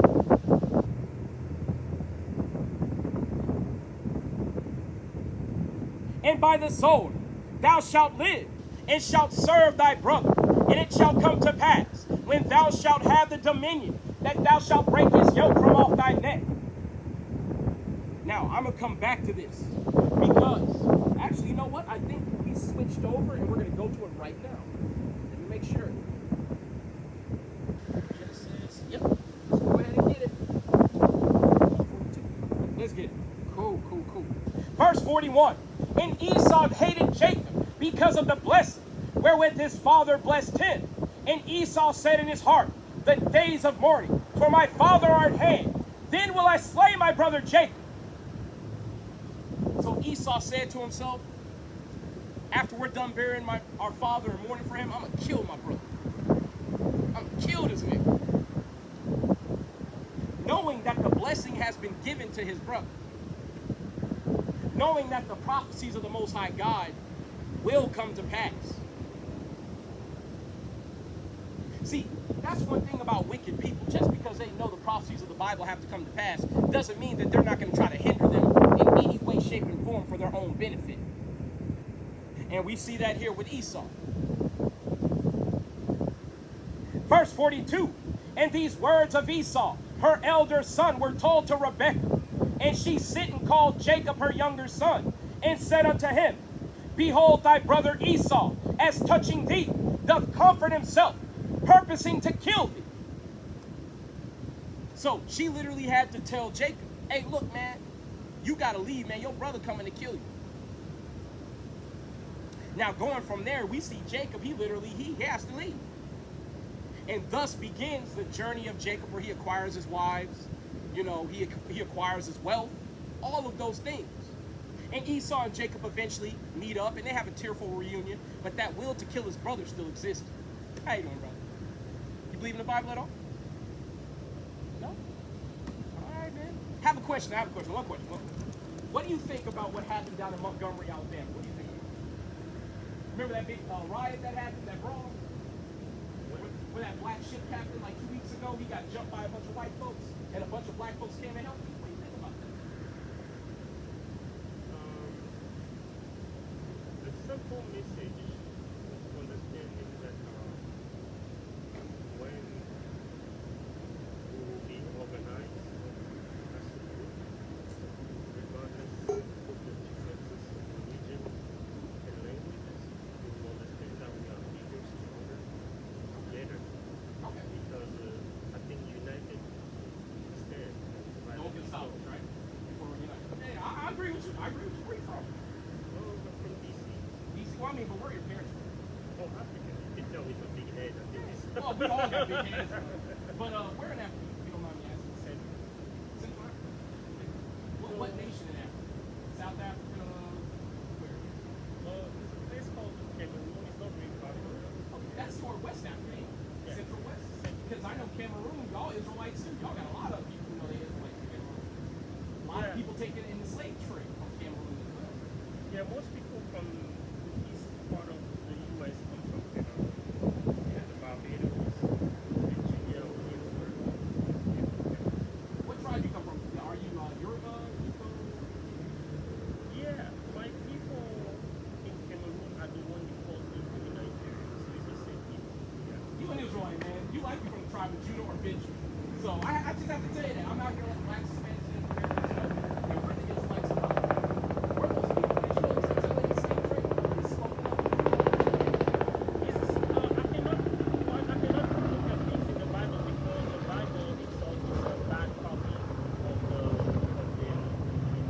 that was written in Africa already. So I cannot leave the original and follow the copy. That's What was that book you said? Eddie?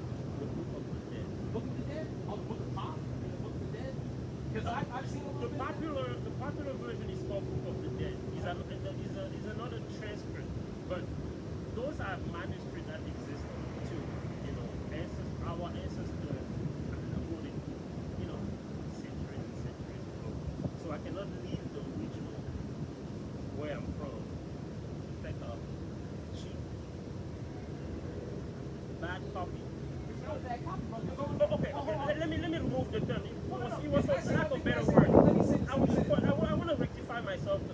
For lack of better word, I say bad copy. It sounds negative, but another interpretation of that was already written. You know, because if you look at the Ten Commandments and you look at the 42 laws of Mahat, you see which one comes first and who's copying who. That will make you understand that Ten Commandments here and the 42, the Mahat. But there's 613 in the Bible. That was just an example. I'm not challenging the Bible. I'm not, but here's where I'm going with it, right? The reason why your people had that in Ma'at is because it's a bastardized version of the Bible. No, so the Mahat came from the Bible. Yes. Okay. You're gonna have a good day. I know, you have a better one, brother. You're an Israelite, man. And a lot of our people, they believe that these other nations who copied the Israelites came up with it. That's why they were sacrificing their children before we enlightened them. That's why, did Ma'at come before the Egyptians? But see, we were the slaves in Egypt. See, a lot of our people, they believe in all this Egyptian nonsense. The 42 rules of Ma'at. But when you ask them to prove it, they walk off. That's why I just marked it. You're an Israelite, brother. And it doesn't surprise me the hard-headed nature of our people. See, rather than prove what he's saying, he'll just walk off. That's what all of our people do. But the one thing that gets our people's undivided attention, judgment. See, that's why when the white man came and started taking our people into slavery, I'm sure people were calling on all the gods surrounding Ma'at. And it didn't do them any good. To no avail did they call on those pagan gods. See, that's why when it comes to the Bible, it's undefeated, man. And the wicked flee when no man pursue it, but the righteous are as bold as a lion. See, I'm standing right here. I'm willing to prove what I got to say. That's why the first thing that brother wanted to do as soon as I got his attention is pull out what he believes in and then just run up the street. Because see, the Bible is sharper than any two-edged sword. See, he was talking about the 10 Commandments versus the 42 principles of Ma'at. But then when I let him know, there's 613 laws in the Bible. Now, I wanted to ask him, hey, what date or time period did the laws of Ma'at come into effect? Because I'm going to tell you, chances are your people weren't in that land before 70 AD. So you can't tell me some way, somehow, y'all had those laws for tens of thousands of years. Unless you're a Hamite. And even then, you weren't in existence that far ago. See, again, man, that's why having discourse with some of our people is so frustrating. Because all Jake wants to do is be right. Jake don't want to have a discourse. How you doing, brother? How you doing, man? All right? I'm doing all right, doing God's work, man. You believe in the Bible at all? Yes, sir, I do. What tribe you come from in the Bible, though? Huh? What tribe you come from in the Bible, you know? All of them. All of them? All of them. Is your father a so-called Negro? Father? Yeah, your dad, yeah. Say you be the so-called Negro? Yeah, Negro. You from the tribe of Judah. You only from one of them, brother. You an Israelite, all right? You special, brother. All right. But see, some of our people, man, they just want to be right so bad, man. But see, once you start getting into the minutia, and we didn't even talk about anything in depth, because I knew he was trying to leave. See, you got people over in Cameroon, they know they're Israelites, man. You got Igbo people over in Africa, whether it be Nigeria, Ghana, all those regions in West Africa, they know they're Israelites. They still keep the customs and everything, wear the fringes, to keep the laws to the best of their abilities, keep the Sabbath, keep the high holy days, all that. Track their lineages according to the patrilineal side, all of it. But yet you've got hard-headed ass Israelites walking around, man, claiming all these other religions that belong to the heathen, man. And when you challenge it, they walk away, man, because the thing that they don't want to do is they don't want to depart from these idols. See, they've gone after idols, or they've loved strangers, right? And after them will they go. I believe that's part of my lesson as well, so I'm not going to support it. But let's move on with the lesson, right? So, we saw in Genesis 27,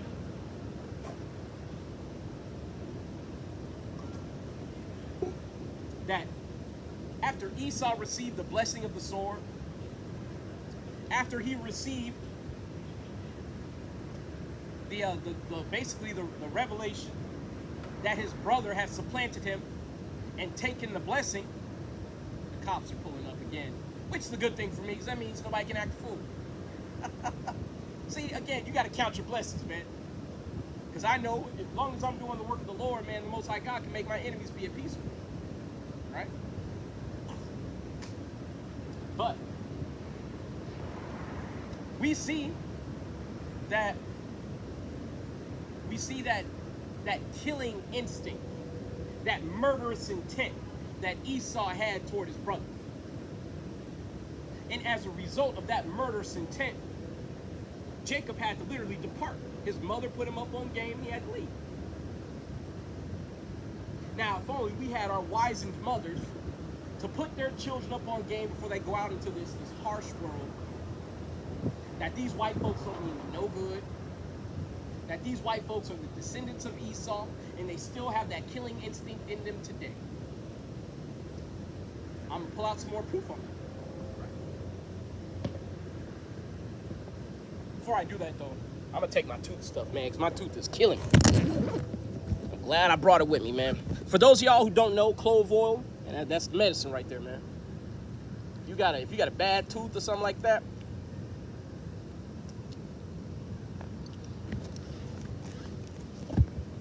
it's gonna be like an intermission about 3 minutes, maybe not even that long.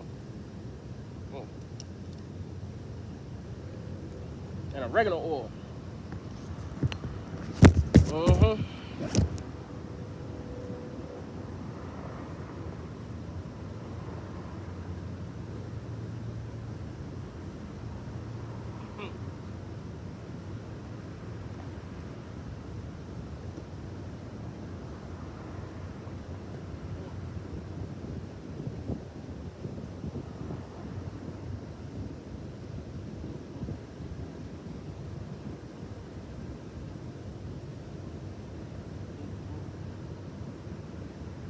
Pain to go down.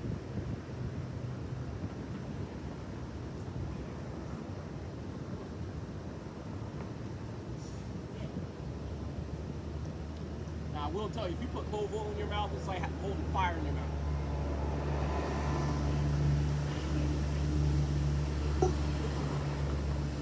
We already starting to run out of water, man. Damn. But like that, man, the pain's almost gone, so I can keep going. Damn. But I want to get something from the book called Without Sanctuary. Because we're talking about that killing instinct of Esau, right? So we are going to go to page 5, Salakia, page 12, paragraph 2, dash 3.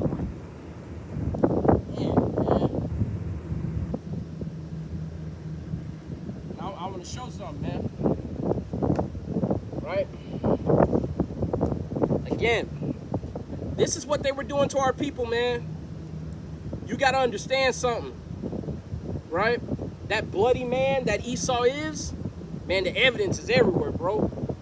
That's why we tell our people to read. A lot of our people don't like reading, man. And as a result, they don't know what's going on. They don't know who's who. Right? They don't know who's who. They ain't trying to know nothing. It really is a shame. It really is.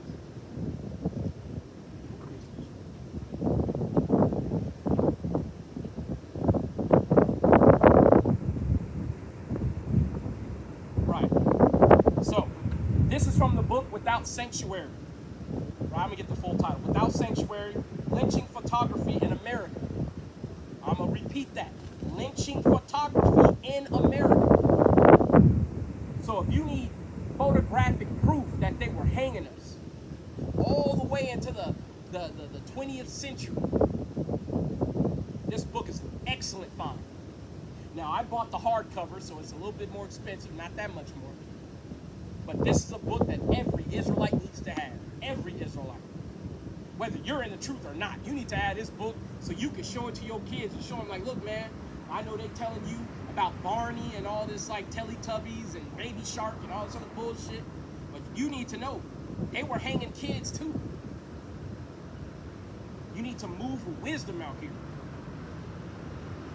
But we're on page 12, paragraph 2, and we're going to read into paragraph 3. Right?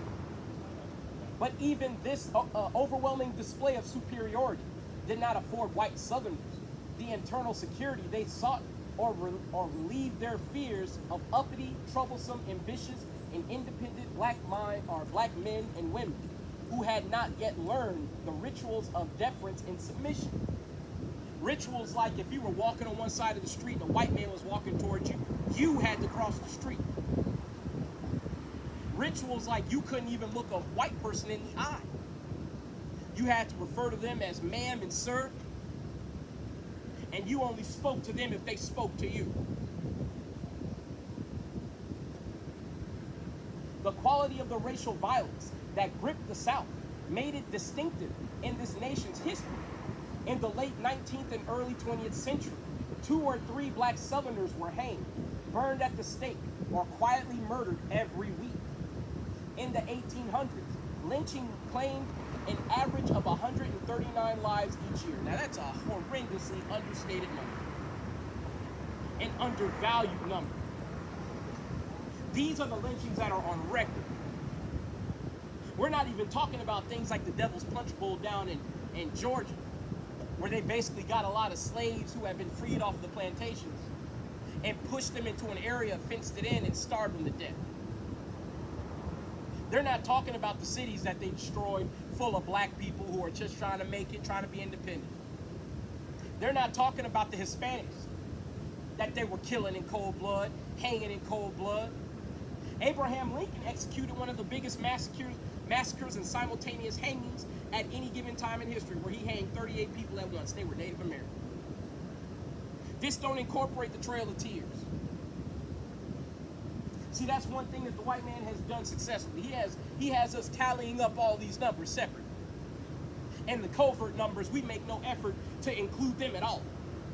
So you get these deceptively low numbers, which are not accurate, right? 75% of them black. The numbers declined in the following decades, but the percentage of black victims rose to 90%. Between 1882 and 1868, estimated 4,742 blacks met their deaths at the hands of lynch mobs. Now, how many of our people during slavery met their death at the end of a whip? We don't know. How many of our people died during the Middle Passage between West Africa and the mainland of America? They estimate it to be about 1 or 2 million, but they don't really know. Because the number that we think it is, that we see through our research, is around 100 million of our people died. Right? And that's black folks. We ain't even talking about everybody else. How many of our people were given smallpox intentionally by the white man and died as a result? We don't know. And smallpox didn't just break out in the mainland of America and in southern Canada. See, the Spanish conquistadors spreading disease all throughout South America and Mexico. They were doing that shit intentionally. So again, these numbers are not meant to represent how many, but it's meant to show how deprived these people are, right? How the debaucherous nature of these people, their bloodlust and killings, their brutality is what this is meant to show. Right? But an estimated 4,742 blacks met their deaths at the hands of lynch mobs. As many, if not more, blacks were victims of legal lynchings, speedy trials and executions, private white violence, and nigger hunts, murdered by a variety of means in isolated rural sections, and dumped into rivers and creeks.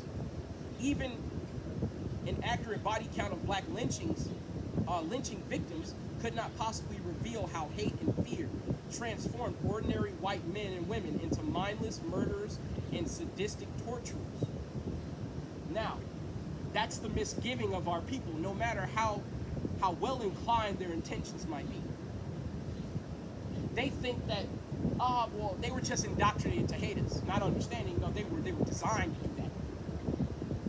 That is their natural disposition. When given the chance to hate or kill us, they choose the latter.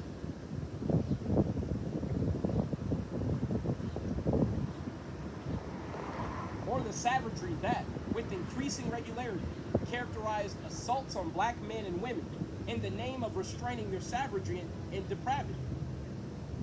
Nothing so dramatically or forcefully underscored the cheapness of black life in the South. The way one black Mississippian recalled white violence in the 1930s. This is the 1930s, right? Applied as accurately and even more pervasively to the late 19th and early 20th centuries.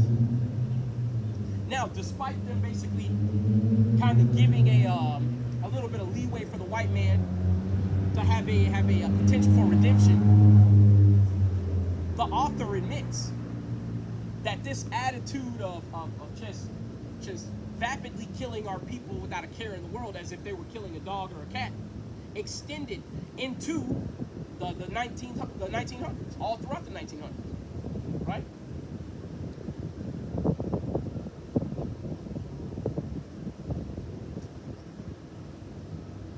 So nothing so dramatically or forcefully underscored the cheapness of black life in the South. The way one black Mississippian recalled white violence in the 1930s applied as accurately and even more pervasively to the late 19th and early 20th centuries. Back in those days, to kill a Negro wasn't nothing. It was like killing a chicken or killing a snake. The whites would say, niggers just supposed to die. Ain't no damn good anyway, so just go on and kill them. Whatever their value as laborers, black people were clearly expendable and replaceable.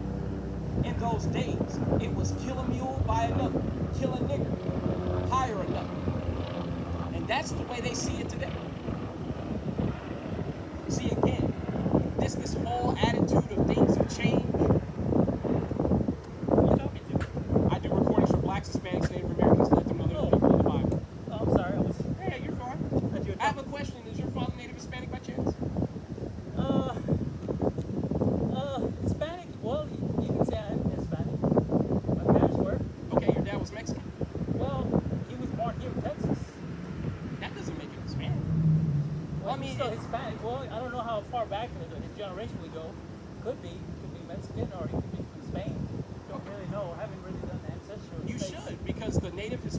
Yeah. are Israelites. They fulfill the curses of Deuteronomy 28.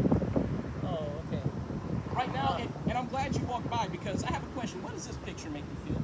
Can you see that? You see what they're doing? That's bad. Yeah, and you see the people who are doing it. It's all like this. That was back in The 1900s. Yeah. That was terrible. Terrible. What is that? What should happen to those people for them? Well, they're all dead by now, so. Well, you want to know what the Bible says it should happen to them?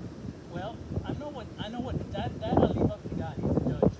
Yeah, and God spoke on this. That's what I'm saying. Yeah. Yeah, because what I'm doing right now is I'm trying your spirit. If you don't know if your father's a Mexican or if he's a Spaniard, because the Spaniards are just Yeah. white people. Yeah, they're from the Well- tribe of Edom, and those are the very same people who lynched that man, like I just showed you. Right? That's Yeah. why there's a sentence for that. Yeah. Right? And you're saying those people are dead and gone, right? Well, yeah, that's way back in the 1900s. They're not alive no more. Cool, So. cool. Yeah. But like I said, it's up to God to decide what their judgment is. And he decided. It's right here. This is Isaiah 14:21. Prepare slaughter for his children, for the iniquity of their fathers. So for the sins of their fathers, they're going to have the same thing happen to them that happened to God's people. Well, see, we're all sinners. That's not true. Yeah, Because we're imperfect. What is sin? Sin is imperfection. No, it's not. Sin is the transgression of God's law, according to 1 John Yeah. 5. So, So, and who was the law given to?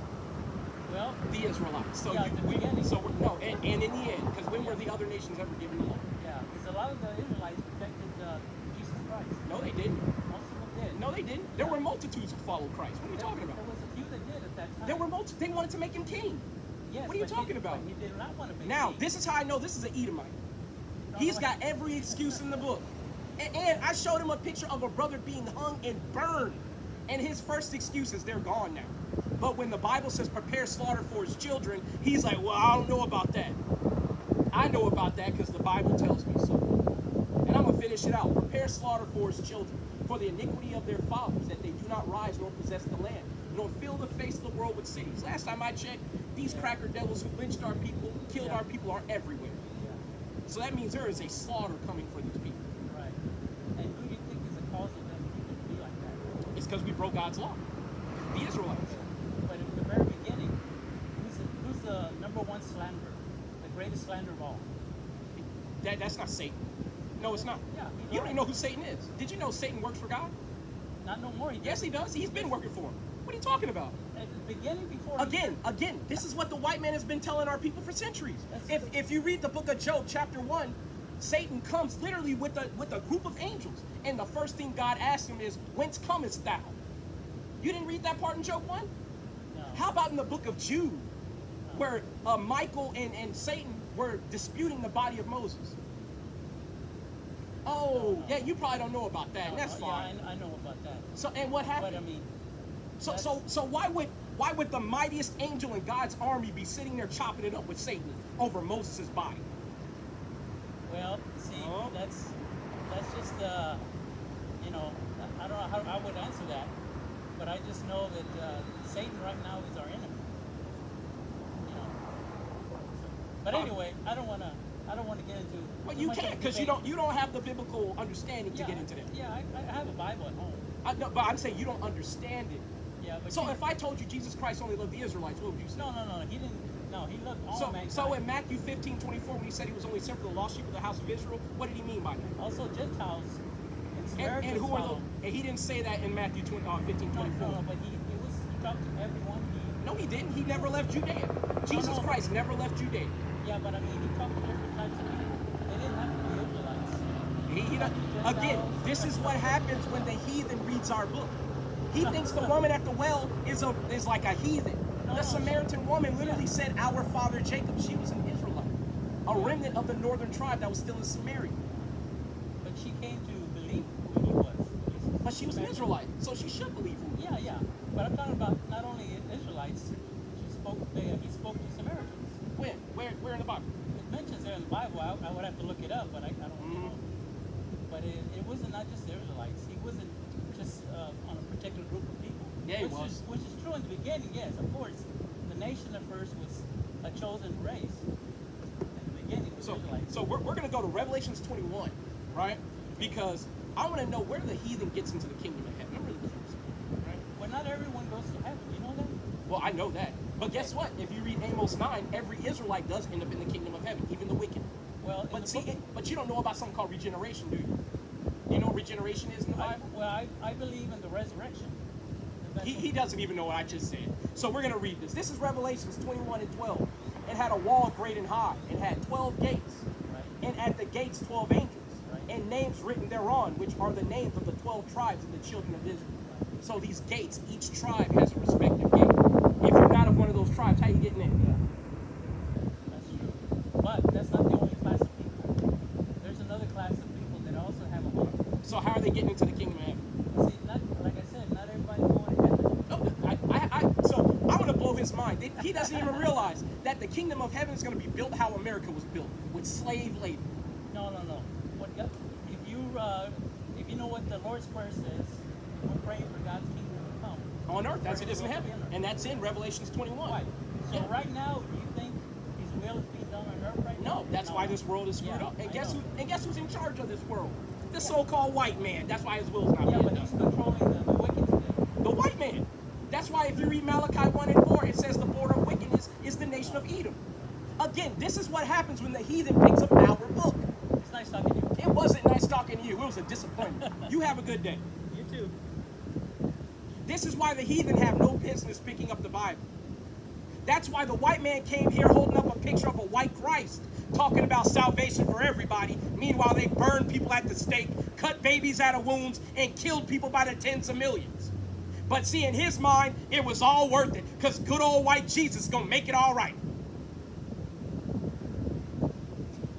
See, again, that's why I love humiliating these damn heathen who pick our book up. See, he don't understand. If he's not an Israelite, you better get ready to work harder than you've ever worked in your damn life. Because you're going to be in the same slavery that we were in, working your damn self to death. See, and they walk up so arrogantly, man. I asked him to show me in the Bible where Christ ever spoke to a heathen. He swears that Christ did, but he can't point it out. Yahushua never left Judea, man. He never left Jerusalem. He spoke to his own people only. Now, I don't want to say he never left Jerusalem, right? Because Jerusalem is a city in Judea. But he never left the congregation of his own people. This whole idea that Christ was sent on to the Gentiles, that is nowhere in the Bible. And the apostles who were sent on to the Gentiles, those Gentiles were Israelites living in this land scattered abroad. See, again, if he were familiar with the curses, he would know that the Israelites were scattered to all nations. And if we're scattered to all those nations surrounding Israel, and we're calling ourselves, Egyptians, Libyans, Ethiopians, Romans, Greeks, if we're calling ourselves all these things, then guess what? We're the Gentiles. That's why the Bible also says we were sometimes foolish, we were Gentiles in the flesh. Paraphrasing, hard paraphrasing, right? But we were all Gentiles in the flesh, meaning we were doing things according to the fleshly ways of Gentiles.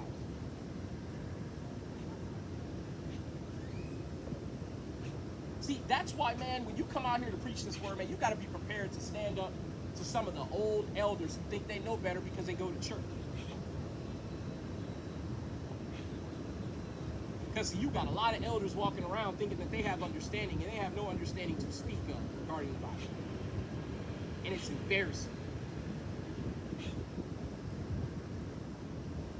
But either way, let's get back to the lesson.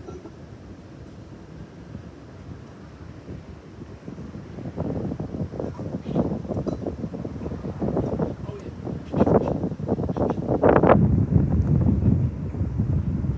But let's get back to page 12. See, it makes people real uncomfortable, right, when you bring these pictures out, right? See, and that's why I know he's an Edomite, because when you look at these pictures, when you look at a black, Hispanic, or Native American man being lynched and burned, I should get a response from you. That should give me an emotional response. Something in you should go, man, that shit is foul, man. But he's like, that's a mistake, that's wrong. See, the reason why the heathen understate all these crimes against humanity is because they don't want to pay for it. And they're hoping that through them not reacting and telling you, hey man, every single one of them people should be lynched and burned in kind. See, they're hoping that if they just calm you down, you'll just put the book down, the pictures down, the history down, and forget about it. Not understanding, we ain't about that no more. We want our reparations in blood. See, I can't wait to attend a righteous execution of a heathen who's been caught doing something abominable that warrants a death sentence. I want to be one of the first Israelites to throw a good old fast pitch at him with a glorified body capable of punching a hole in it with a rock. But let's get back to this, right? Whatever their value as laborers, black people were clearly expendable and replaceable.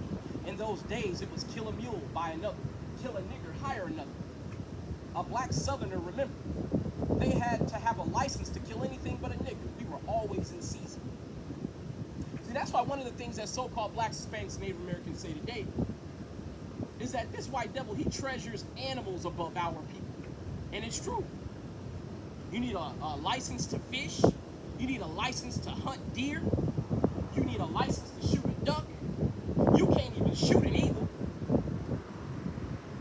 But to kill a nigga, all you gotta do is become a cop. Or be a white man, white woman who's scared for your life. And say you were standing your ground. Then shit, you can kill with impunity at that point. It don't matter if you gotta kill 100 niggas. That's fine. Were you scared? Works for us. That's how the white man think, man.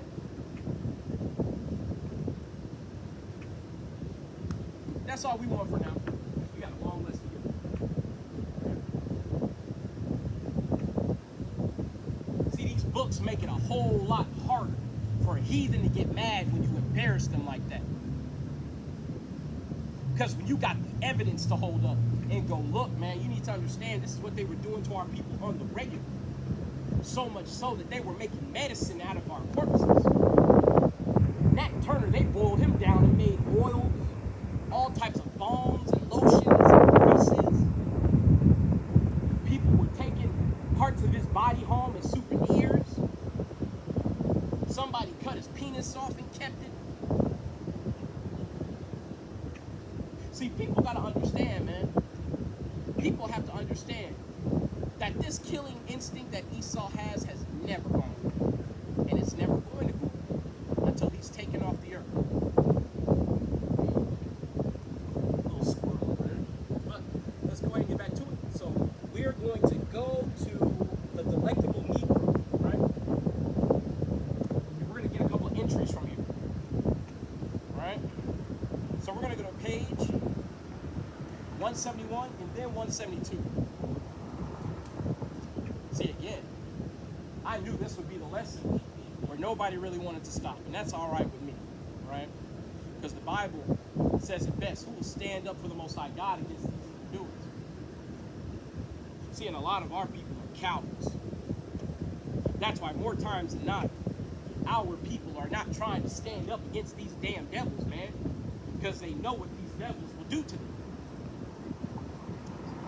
But this is a book called The Delectable Negro. This is another book that every black, Hispanic, and Native Indian should have, right? Because it details how they used to eat our bodies, right? This whole idea that we're all civil here in America is a lie, and a thinly veiled one at that. So this is the eating of Nat Turner, page 172, paragraph 2. Many whites feared that Turner would literally rise from the grave and rebone himself. This is how some have explained the gruesome cannibalization of Turner after his death. William Sidney Drury, a member of the Southampton community, documented in the Southampton insurrection in 1900 the exact methods of punishment and post-mortem abuse of Turner's body. According to Drury, after Turner was executed, his body was delivered to doctors who skinned it and made grease of his flesh. Mr. R.S. Barham's father owned a money purse made of his hide. So they literally made wallets, they made medicines, they made grease, like I said earlier. See, we were a commodity that they found wicked ways to exploit in all types of fashions. Right? This desire to literally possess Turner's flesh and make use of his body calls to mind the homoerotics of the Neil scenario, with Turner's flesh serving as fetish and symbol of corporeal possession. The money purse made of Turner's skin and the grease made from his boiled down flesh convey the limitless consumptive use of the slave in the myriad ways in which the ruling class could satiate unspoken desires and tastes for Turner's flesh, or for Negro flesh.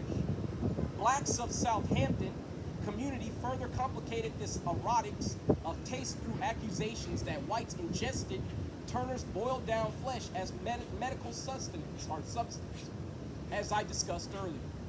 William Styron brought all of this suppressed homoerotic and consumptive history to the fore with the publication of the Confessions of Nat Turner in 1968. Styron's the Confessions and the debate that surrounded it clarified, like no moment before had, why black people had maintained a tight-lipped silence on the subject of homoeroticism under slavery. Homoeroticism, especially in the context of Turner's legacy, brought up for black people in the 1960s unspeakable issues of white consumption of blacks, sexual objectification, bestial treatment under a white regime, and the inconceivable topic of auto-cannibalism, blacks made to eat one another and themselves during slavery. The 1960s was a moment when the legacy of black consumption under slavery culminated around the activist platforms and ideologies of the civil rights and black power movements. The subjects of slavery, homosexuality, and cannibalism took front page prominence in newspapers and journals, editorials, and speakouts. And, well, I hope we're not all here, man. Because blacks, Hispanics, Native Americans need to separate from that, man. I'm reading a book on how I used to do this. Yeah, and the Bible says that the Israelites are the border of wickedness. I think that's like what the Old Testament is referring to. So in Revelations 2 and 26, when Christ says that his people are going to rule the people that they take authority over with a rod of iron, and like the vessels of potter, they shall be broken to shivers.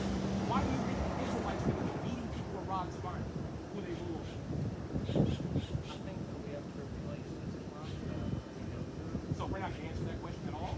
No, I mean through that. No, you're not. You're going somewhere else. You know what tribulations are? I don't know that you're reading my books. If you're not going to answer my question, I don't want to have the time. Man, I got to book you. Right? Looks like you got stuff better to do. I'm recording for my people in case you didn't notice it. I think you're going about it wrong. So how should I do it on the land that your people stole from us and killed us according to the numbers of hundreds of millions of people? Are you referring to Right? Yes, I am. My people. Yes. assuming what I was before you even What's your father, if you don't mind me asking? my father? It doesn't matter. It does. So when I say that he's a white man, then I say, hey, what's your father? It is relevant. What are you talking My about? skin, you assume. So if I call you an Edomite, do you know what an Edomite is? I do not know. Exactly. That's why I say white. Exactly. How is that the case? You're looking for aggressiveness, man. I'm looking for you to just lead. That's what I'm looking for. I want you to actually, if you haven't read the Bible already, it says you shouldn't judge anybody for any type of thing in the world. That's not what it was talking about at all. There's only one Again, the white man who came here and murdered us to the tune of hundreds of millions is going to stand on stolen ground and tell me how to read the book that they stole from us. And actually, while we're on the subject of the Bible, I'm going to read something to you in the Bible that says, and on that note, the devil has to go. I know. I don't think you know what you're talking about. I do know what I'm talking about. And if you stay, I'll read this to you. This is Isaiah 14 and 21. Prepare slaughter for his children, for the iniquity of their fathers. Now you hear how he's ringing that bell? The judgment is for the children of the slave masters. See, exactly. The judgment is for you. Those rods of iron that the Israelites are going to have, we're going to use them a lot. And you're going to get back everything you did to our people. This is Isaiah 14 and 21. Prepare slaughter for his children, for the iniquity of their fathers, that they do not rise, nor possess the land, nor fill the face of the world with cities. And on that note, the devil has to go. See, again, That's why you got to know the scriptures. Because the white man is always going to come up talking nice words. See, those very same nice words were how he betrayed the Native Indians. Those very same nice words. He would speak them and then stab them in the back. See, we're on to you, Mr. White Man. We don't give a damn what you got to say. Slavery is coming to you, and it is well deserved. See, this whole idea of let bygones be bygones, where is that in the Bible? All these damn crackers talking about, well, you should just let it go. Where is that in the Bible? Christ says in Luke, 19:27, those mine enemies, that would not that I should reign over them, bring hither and slay them before me. Those are the words of Christ. See, that's why we tell these devils, put our book down, man. You don't know what you're reading. See, the white man always wants to come up and tell somebody how to do something. Meanwhile, completely disregarding the fact that he's on stolen land. Completely disregarding that the body count of his people against ours is 250 million, and that's just here in North America. We're not even talking about everywhere else. We're not talking about all the Israelites they've been slaying throughout all of Africa, down in the Congo. And believe it or not, we're scattered to all nations in Africa as well. You got Israelites on the eastern coast of Africa, although not in the same numbers as in the west coast, but we're still there. We're still there. See, the realization is the more you learn about history and the migratory patterns of certain peoples and the warfare inflicted upon those peoples, you start to see a pattern. You start to see the same reoccurring pattern that is all throughout the Bible with Jacob and Esau. Wherever Jacob goes, Esau's right behind him with a damn sword waiting to kill him. See, that's why I'm not trying to hear shit, man. I just want your cracker ass to leave so I can get back to recording for my people. See, they think this book is a damn summer camp book to be told before you have your milk and cookies and go to bed. Not understanding this is a book of war. See, that's why when I asked him about Revelations 2:26, he didn't want to even talk about that. Because he knows what their people used to do to us. How our people often would die under the whip. How y'all doing? Y'all special. Blacks, Hispanics, and Native Indians, y'all the Israelites. Repent and keep God's laws.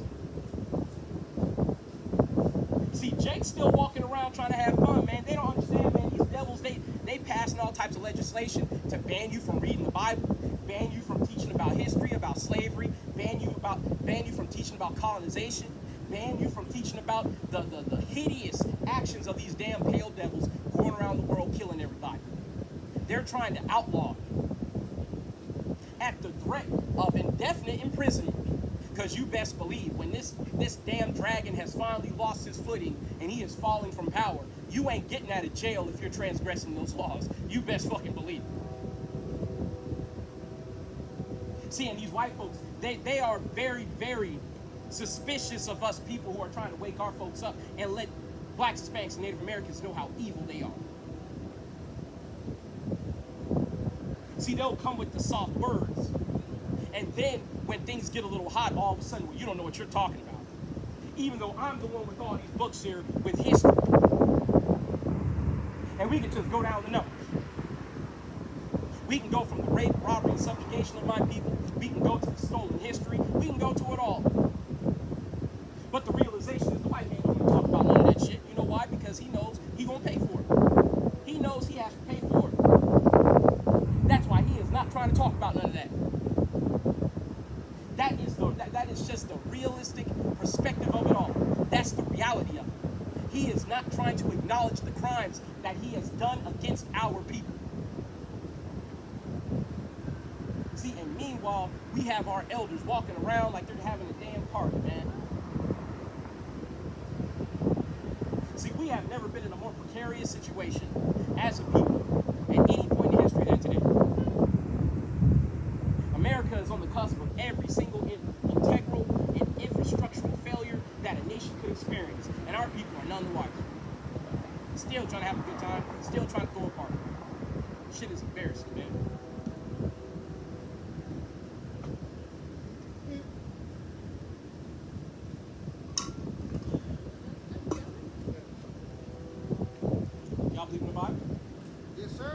tribe you go back to in the Bible, Elder?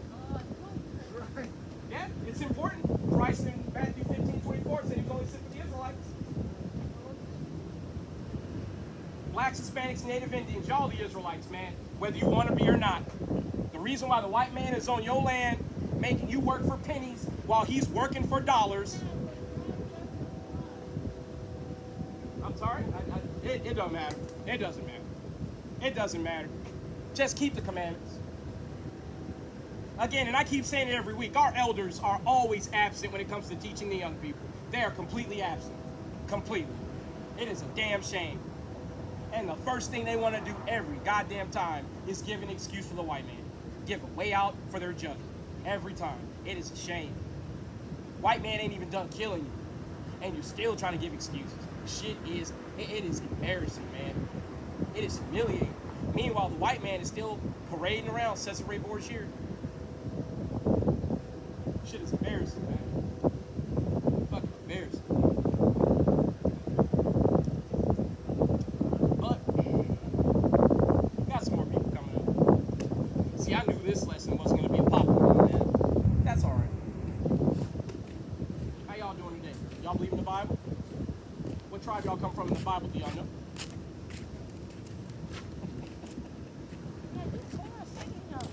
See, again, but if I say in Isaiah 65, the Israelites who keep God's laws, when that famine come to America, they the ones who gonna eat. How many of y'all gonna stop eating pork or smoking weed? None of you. See, that's why when tribulation comes to America, don't call on God, because he will not be there to listen to you. See, you gotta tell our people the way it is. And they still ain't gonna change. Because see, when you look in the Bible, the hard-headed, abstinent way that our people behaved in the days of old are the ways our people behave today. That's why in the book of Zechariah it says only a third of us gonna make it. Only a third. So that means 2 out of 3 blacks, Hispanics, Native Americans that you know are gonna get put to death. But see, if you really called yourself being about the Bible, you would at least inquire, why is that? How do you know that? Can you prove that? But more times than not, our people with their lips profess to love God, but in their actions they deny him.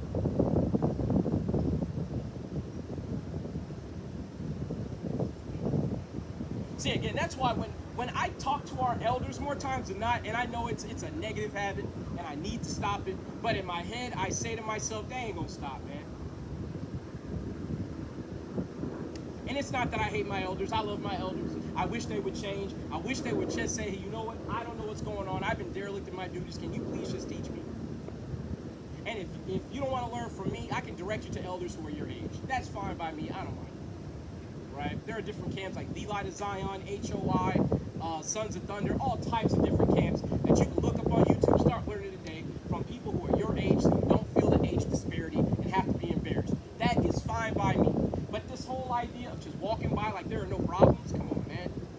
We're burying too many fucking people for people to still be walking around like there ain't any problems. Shit is ridiculous, man. And it don't help, my tooth is killing me, man. Damn. I didn't know this talking was gonna make it act up like this, but that's fine. Yep.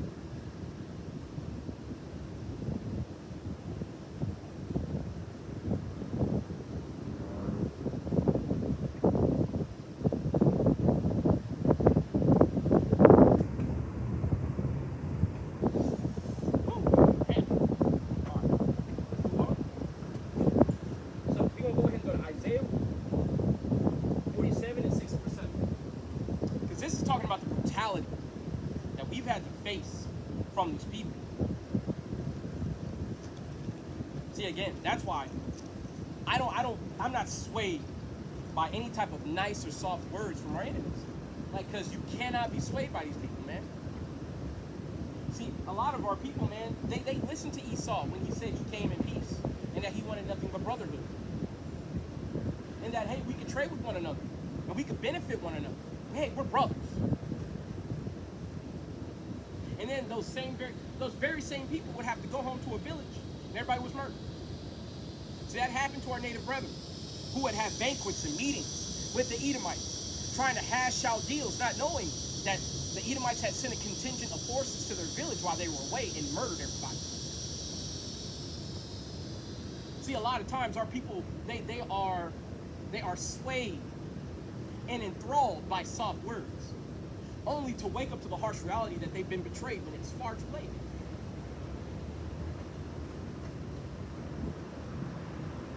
This is Isaiah, chapter 47 and verse 6. I was wroth with my people, and have polluted mine inheritance, and have given them into thine hand. Thou didst show them no mercy. Upon the ancient hast thou very heavily laid the yoke. And thou saidst, I shall be a lady forever, so that thou didst not lay these things to thy heart, neither didst remember the latter end of it. So while they were abusing us, working us to death in those fields, it never occurred to them that there would be a recompense for that one day. It never occurred to the white man that they would have to pay for that. And it hasn't occurred to them this day. That's why they walk up to you talking about, hey man, let's dap it up.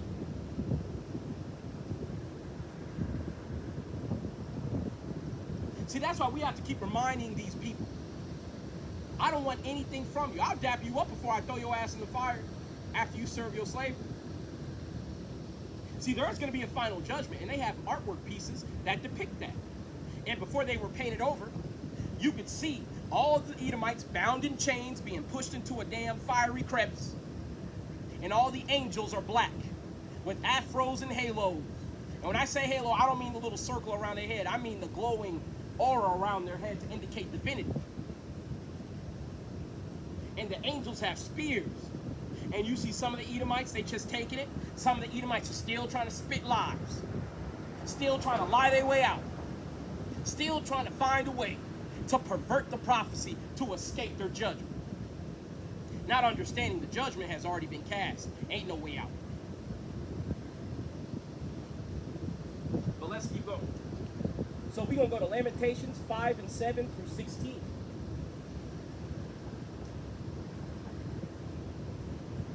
See, because of our transgressions, we have had to endure the worst abuses on earth.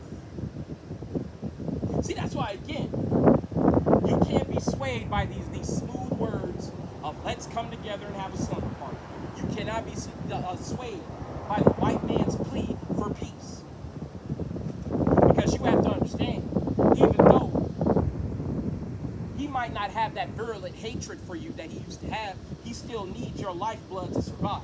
He still needs you to work the land, to pick all the fruit, to work for almost nothing so his economy can be held up. He still needs you to be a willing slave so that he can exist. Because last time I checked, he still can't go outside without sunscreen. And that shit is working less and less. So that means he needs Israelites more than he's ever needed us before. And we're on the cusp of a famine. So you best believe when it comes down to it, he's going to have you at the end of an M16 saying you better go and sow that field and pick that cotton. You better go and get my fruit. You better prepare my meal. Because I have no ambition to do any of those things.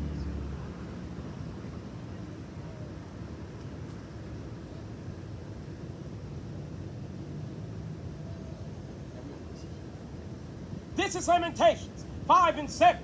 Our fathers have sinned and are not, and we have borne their iniquities. Servants have ruled over us. There is none that doeth deliver us out of their hand. We got our bread with the peril of our lives because of the sword of the wilderness. So this is saying we literally, during the siege, when our enemies had us in the siege, in order to get our food, we had to risk our lives simply to get enough to fill our bellies. That's why our people were reduced to eating their own children in the book of Lamentations. drinking their own blood, eating things like leather belts and leather boots to fill their bellies.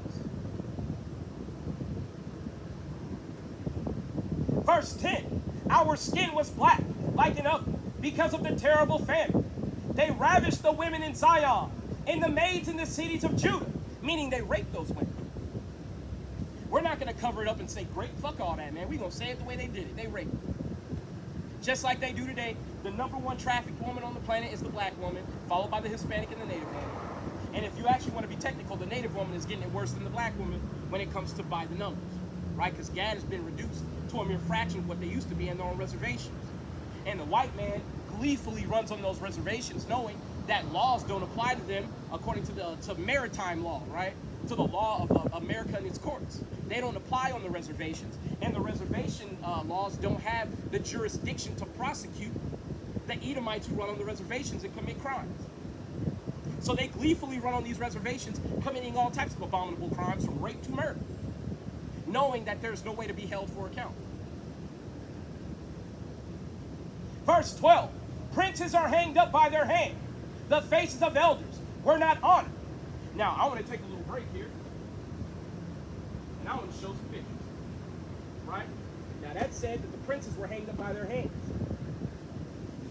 In relation to the hangings that they did to us, being hung by your hands is a merciful end. See, again,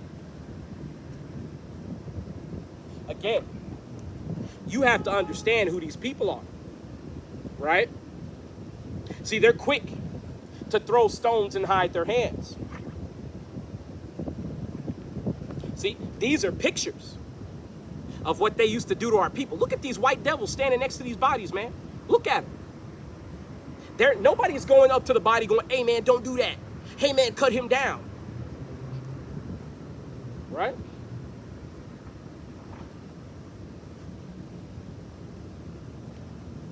Actually, let me see.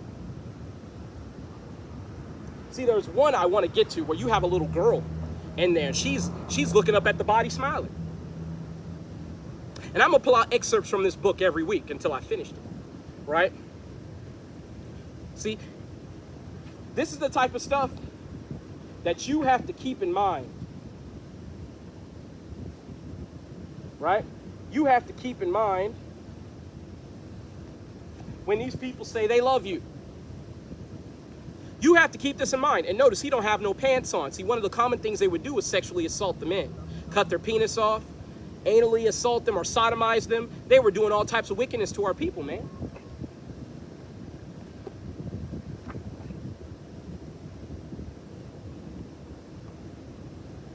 Now I know the one on this side, it's hard to see, right? But there's a hanging man there, one of our brothers. There's another one. See, these are just a handful of pictures, right? You could tell this brother was trying to suspend his leg on there to alleviate the pressure on his neck, but his neck broke. This is what they used to do to our people, man. This is what they used to do to our people. And actually,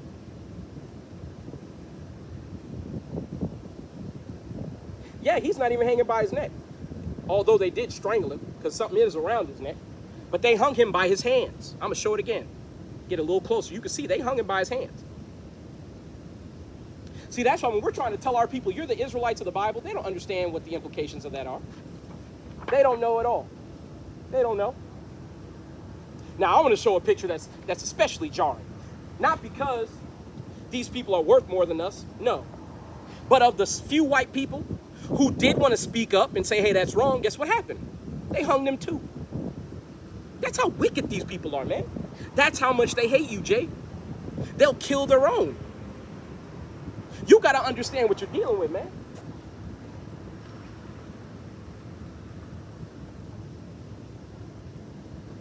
You see they stripped our brother butt naked there and hung him?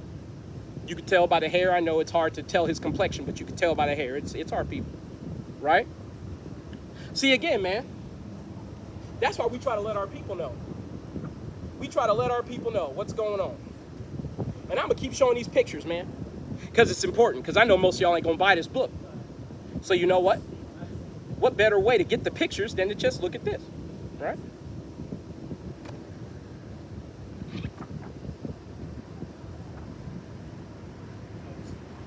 See, you could tell they bound our brother there, and they killed him, and they strangled him, because you can see his head tilted up. Something is around his neck, a little noose. Right? See, again, that's why when I see a black man walking with a white woman, I just shake my head, man. Because if you understood regeneration, she might be one of these very same crackers who was gleefully attending a lynching. Right? And now, this is a postcard that they used to send out. You see? So much for that love that they have for us, right? So much for that. See, these are all black bodies that are being strung up and hung. See, that's why, again, when I hear about white folks saying they love us, man, it's bullshit, man. How you doing, sister? Doing all right. I got a new book. Yeah, it's called Without Sanctuary. Right? Have you ever heard of it? No. If you get a chance, make sure you get it. It's a book that shows things like this. You see that, bro? Alright, I'm running late today, so next week I'll start. Sure thing. Hurry and be safe, sister. Sure. Actually, there's one picture I want to get for the camera. I have to get this picture. Right? Look at how badly they mutilated this brother. This brother's legs have been basically blown off, and his head is partially missing. See, they used to use our people for target practice. See? You see the brother on this side? Uh-huh. That's what they used to do to us, y'all. See? And they would literally delay things like church, work, all types of services to attend a lynching. Now, I want you to look at these faces right here. This guy's smiling. He's smiling. Look at that. Look at that. I know my shadow was kind of on there. But you could brighten it up on your end. Look at that. Right? Now, I know I might not get through my lesson today, but I think these pictures speak 1,000 words more than I could ever speak on this man.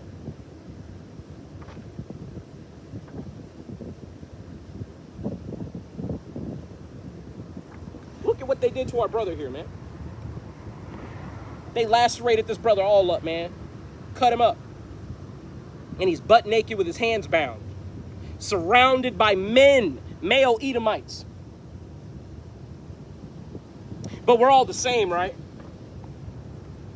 And then you'll have stupid ass Amalek talking about, I don't want to enter into any type of contest or pain Olympics. That's because it's not even close. Most of them have been men so far. There's one of our sisters who fell prey to these foul devils. Again, they didn't show any deference for the young, the old, the firm or the infirm. Didn't matter. See, to you damn coon ass niggas. Now, this is the picture, one of them I was looking for, right? This one right here. You'll see at the bottom, if you can make it out, that there are women there. So the idea that the white woman is any better than the white man is bullshit. They're all the same. So to you coon ass niggas who can't resist a white woman with a BBL, you better wake the fuck up. Right?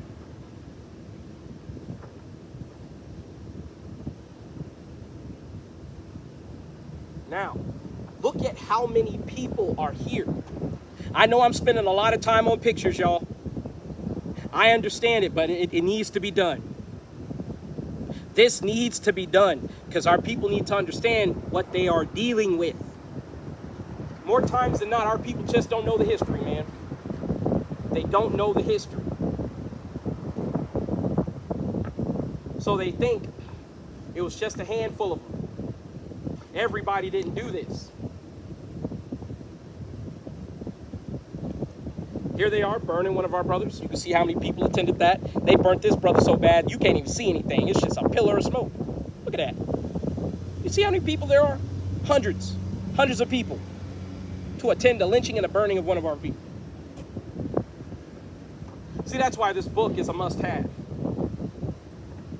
Right? And you mean to tell me they were doing this and they only killed about 5,000 of our people in 100 years? Ain't no damn way. Ain't no way. Ain't no way. See?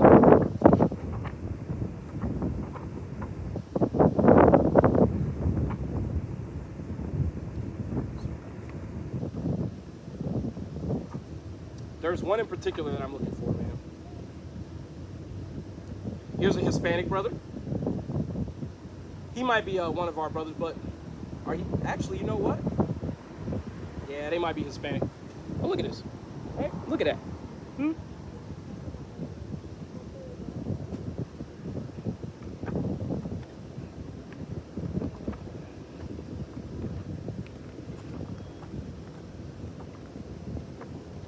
where is that picture, man? But you know what? That's fun. See, again, that's why these lessons are so important, man. And the pictures are just as important.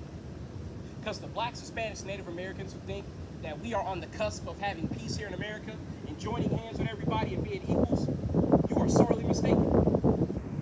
Now, keep in mind, those are crystal clear photos for the times of the people who attended those lynchings. There have been no investigations by any authoritative body here in America to find out who these people are. You know why? Because the white man wants to exonerate them. How do I know that? Not just by their actions. I know it by the scriptures. Right? And those of y'all who are fervent believers in Israelites know where I'm going next. I'm going to Zechariah 11 and 5. This is Zechariah chapter 11 and verse 4. Thus saith the Lord my God, feed the flock of the slaughter, whose possessors slay them, and hold themselves not guilty. That's why I could look at a goddamn photo with over 100 fucking white people in it, lynching one of my people, and no one is investigating who was responsible. There was a woman lynched in Austin this week. And guess what's going to happen as a result? Nothing. Chances are they'll deem it a suicide. See, again, to all you coon-ass niggas, you got to understand, you got enemies. And your enemies have a thirst for blood. And if you give them opportunity, and you keep transgressing the Most High God's laws, Most High God gonna let them put hands on you. And you might be the next photo in one of these books. See, don't let the fact that they're black and white fool you. Don't let that fool you. Try taking your ass down to Jasper, Texas. Get caught around there after sundown and see what happened to you. Get caught in one of these backwoods towns or cities, in one of these southern states. Hell, I even argue it's more dangerous in the northern states. Because, see, no one's on their P's and Q's in those areas, and the white man is just as rabid and racist up in those areas as he is down in the south. So when you coon niggas talk about the white man not being Esau, you need to understand something. Evidence is against you. But we're going to go back to Lamentations because we weren't quite done. I'm mad as fuck right now. I ain't gonna lie to nobody, man. I ain't gonna lie to nobody. I'm mad as hell right now, bro. I'm angry, man.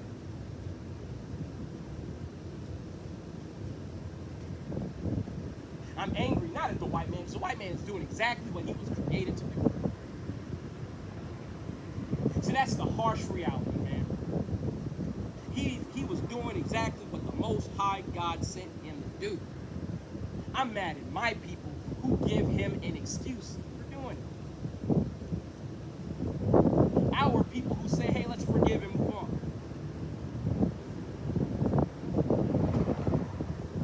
And then they send their children unprepared out in the midst of wolves to be devoured by the very same people who devoured our ancestors.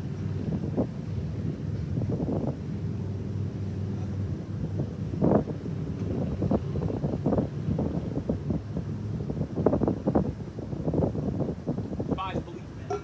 It really does.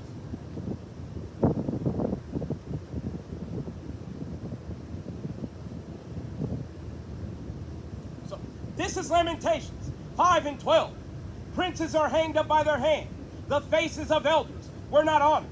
They took the young men to grind, and the children fell under the wood. The elders have ceased from the gate, the young men from their music. The joy of our heart is ceased. Our dance is turned into mourning. The crown is fallen from our head. Woe unto us that we have sinned. See, that's why, again, reading the Bible and understanding the history is paramount. That's why blacks, Hispanics, and Native Americans got to understand that you are not close to declaring peace with these white occupants of America. They're lynching you today like they lynched you in history. And if given a choice, they would do it for an additional 500 years rather than provide any restitution for our people. But, so we're going to go ahead and slide over to Daniel 9 and 12.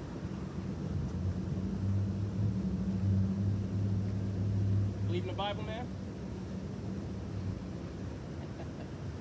Man.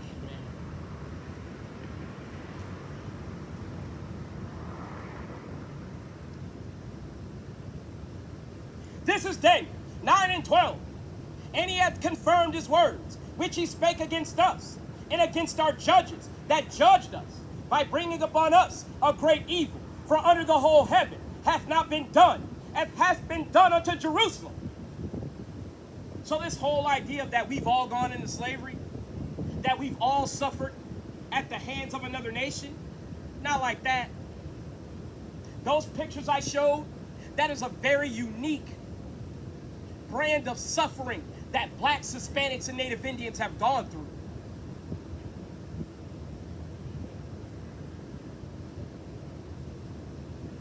See, that's why the joke is on all these damn heathen.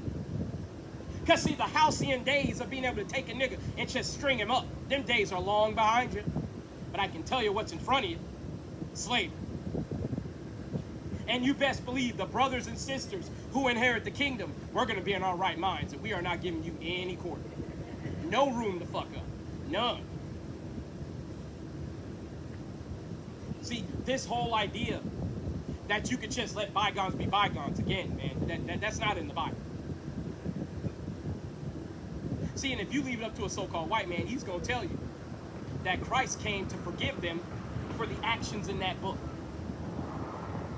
And the actions that they've been committing upon us for millennia. And that's not the truth at all. Okay.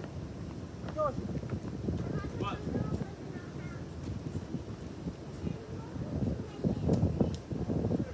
so let's go back to Lamentations. We're going to go to 5 and 1 through 3. See, we didn't have a single person stop today, and that's fine. Because, see, blacks, Hispanics, Native Americans, they don't like confronting the ugly past that our people have gone through, and they don't like confronting the fact of who's responsible. They don't like that.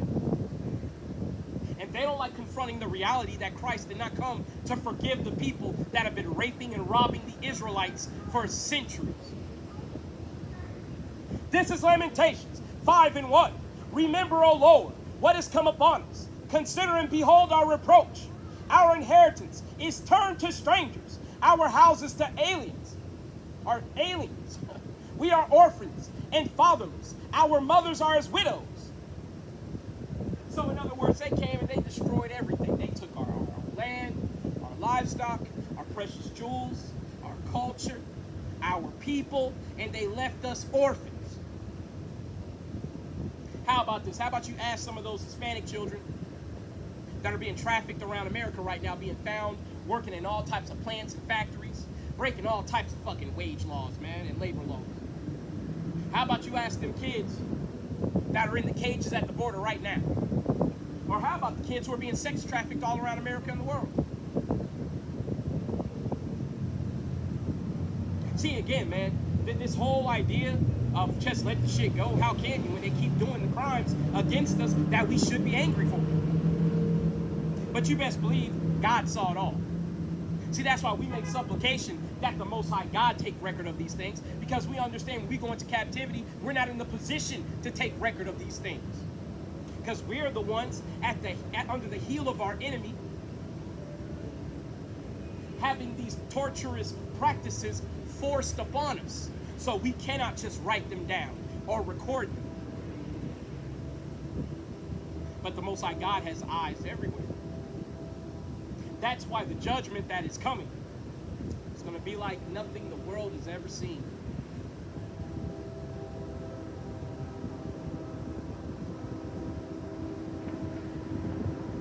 But let's keep moving. Right? So we're going to go ahead and slide over to Hosea 1:7. See, despite all those things that I showed in those pictures, you still got Israelites walking around who don't give a fuck about nothing. They still want to worship their pagan gods. They still want to keep praying to good old white Jesus. They still want to keep worshiping all of their idols, man. They want to be attached to Ma'at.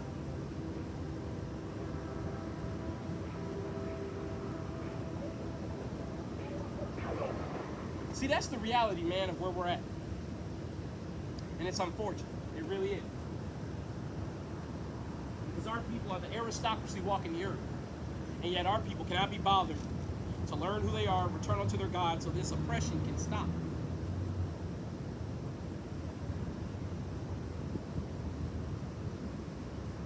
So we're going to read Hosea 6:1-7. This is Hosea, chapter 6 and verse 1. Come, and let us return unto the Lord, for he hath torn, and he will heal us. He hath smitten, and he will bind us up. After 2 days will he revive us. In the 3rd day he will raise us up, and we shall live in his sight.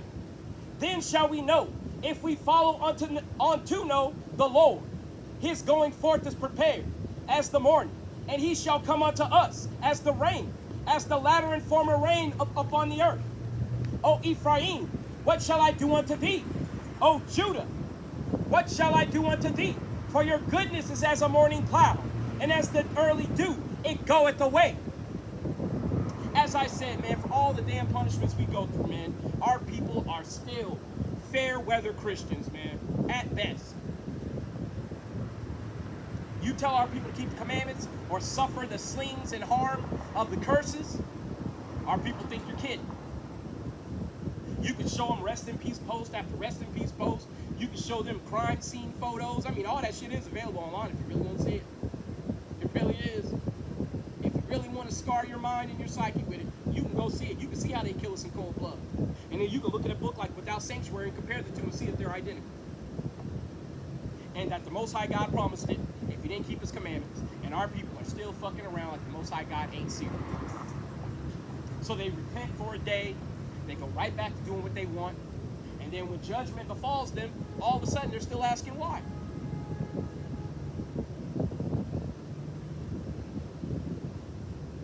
Verse 5. Therefore have I showed them by the prophets. I have slain them by the words of my mouth. And thy judgments are as the light that goeth forth. For I desired mercy and not sacrifice, and the knowledge of God more than burnt offerings.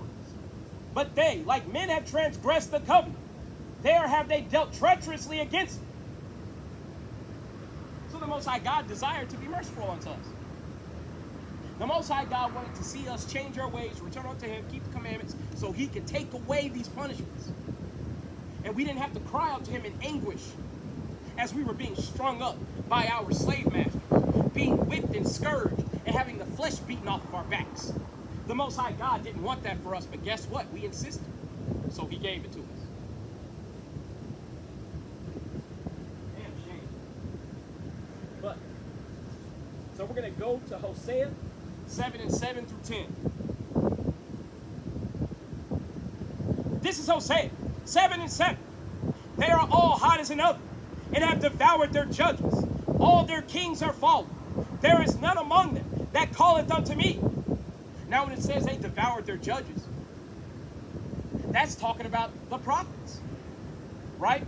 The people who are amongst us trying to tell our people to keep the commandments so the Most High God can take these heathen oppressors away from us so that we can stop being lynched and killed by the so-called white man in broad daylight in cold blood. The Most High God is crying out to his people, telling them to repent so he can take away those punishments.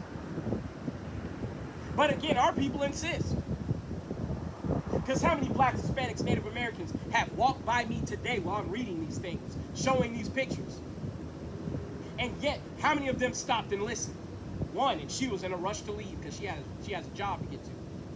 So I can't fault her for that because we in captivity. But that's the reality. More times than not, blacks, Hispanics, Native Indians, they're not trying to look at why all these things are happening. Why the people who cannot hold a candle to us in terms of talent, ingenuity, creativity, and intellect and resilience, they can't even begin to compare, but yet they don't understand why we are under their heel, under their authority. And they don't even want to listen to why these calamities are befalling. It's a shame, man.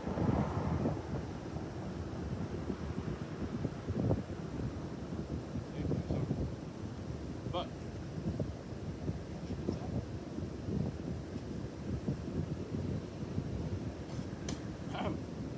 verse 8, Ephraim, he hath mixed himself among the people. Ephraim is a cake not turned. Now, that used to be strictly for the northern kingdom, right? They had mixed themselves in with the heathen. So you had a lot of Ephraimites who were looking like the other nation and not so much as the southern kingdom.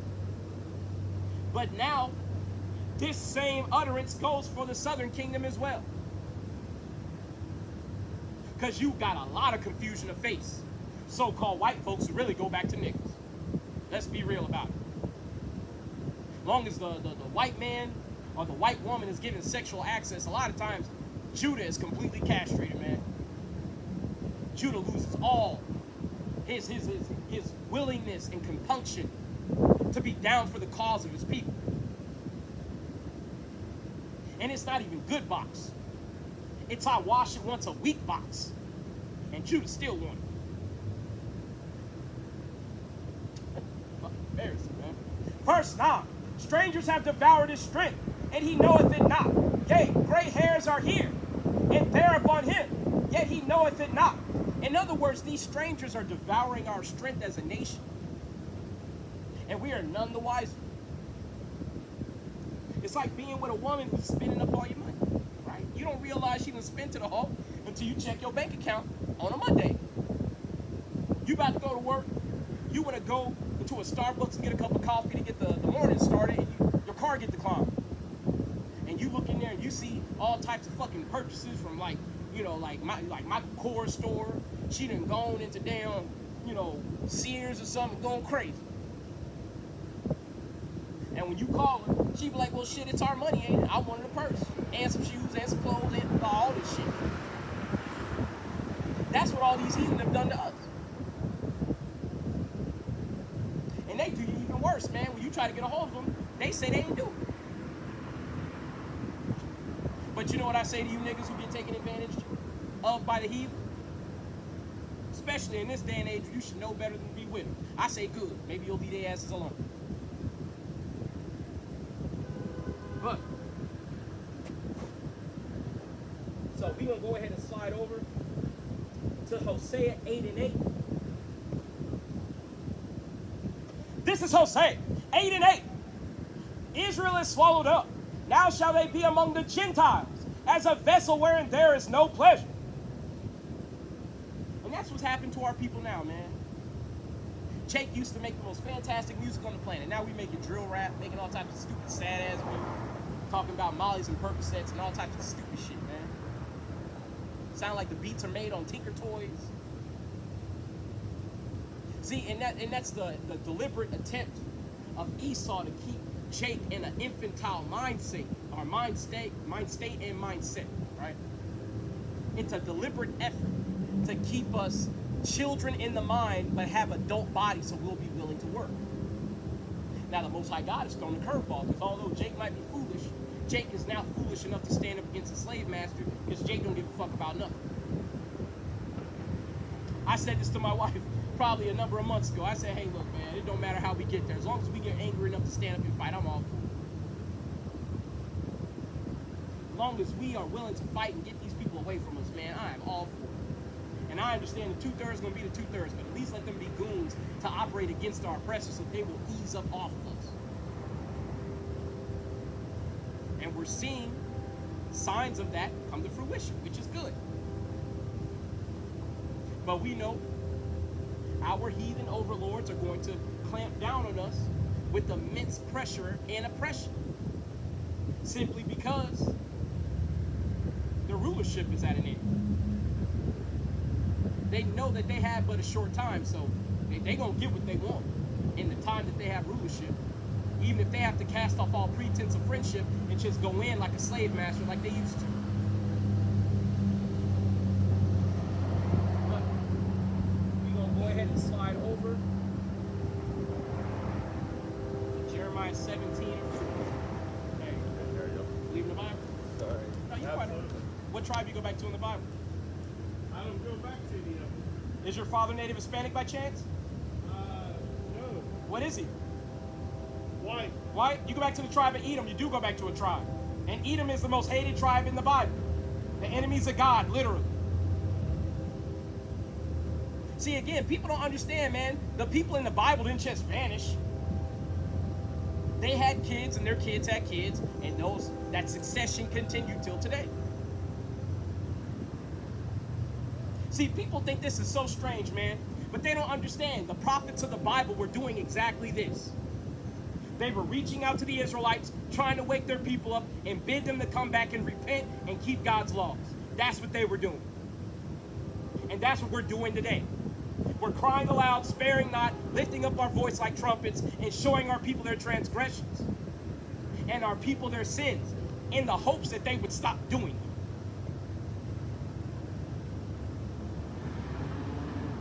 See, now he knows he goes back to the tribe of Edom. And I don't give a fuck if he looks it up or not. I just want him to die when the day of judgment comes if he happens to be an Edomite. Now, if he happens to be an Israelite, he's a confusion of face and don't know it, then I hope he somehow comes to repentance. But I have a feeling that that is not the case. So if he is a heathen, I hope his ass burn up and fall off a building and do a triple backflip with a twist and hit the floor and just splash out in ashes. I hope that shit happens. Yep, it's like that. But either way, let's go to Jeremiah 17:4.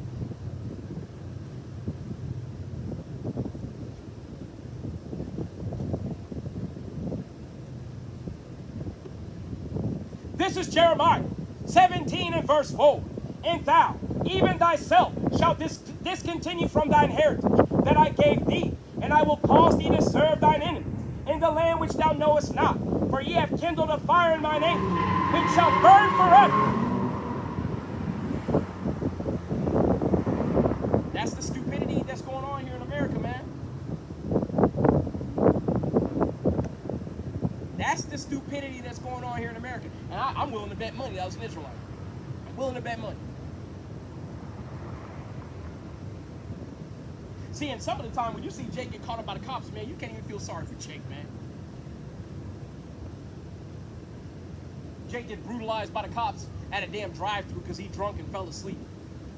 That happened in Austin a number of years ago. A young brother, I think he was like 17, got killed by the cops. He woke up, cop just murked him.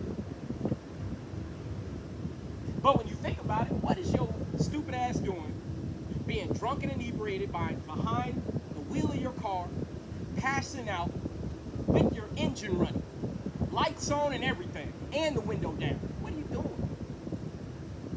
Complete lack of awareness as to where you are and who is around you. That's why, again, the Most High God just send the goons after you, man. People don't realize this shit ain't happening to Israelites who keeping God's laws. You best believe it. You got Israelites all over America every Saturday taken to the highways and byways to preach the scriptures, and I ain't heard of one Israelite getting shot down in cold blood by the cops yet. You know why? Because we are wise as serpents and harmless as doves. We understand that we are to conduct ourselves a certain way out in the public eye. Why? Because we are hunted. We are in the valley of the shadow of death, surrounded by threats on all sides. And we know the Most High God is our shield and our strength. So we keep his commandments so he will keep his hand over us and keep his charge over us. And so far, it's worked. And guess what? It's going to keep working. Until Jacob Shovel kick up, and then some of us going to be martyrs. We're going to have to die for this. And you know what? That's cool with me. Because I'm down for my crown. I just pray if my blood has to be spilled, let the Most High God be glorified. Let me go out killing these goddamn heathen. That's all I ask for. I ain't asking for no painless death. Fuck all that. Let me avenge some of my ancestors before I lay down. See, Jake ain't got that type of spirit no more, man, to go out like Samson. Let me die with the Philistines. Fuck these niggas. Slocky, man. I'm sorry, that book got me mad heated, bro. Damn. The book got me mad. I realize I'm madder than I should be right now. I'm gonna take a small break, try to collect myself. Hey.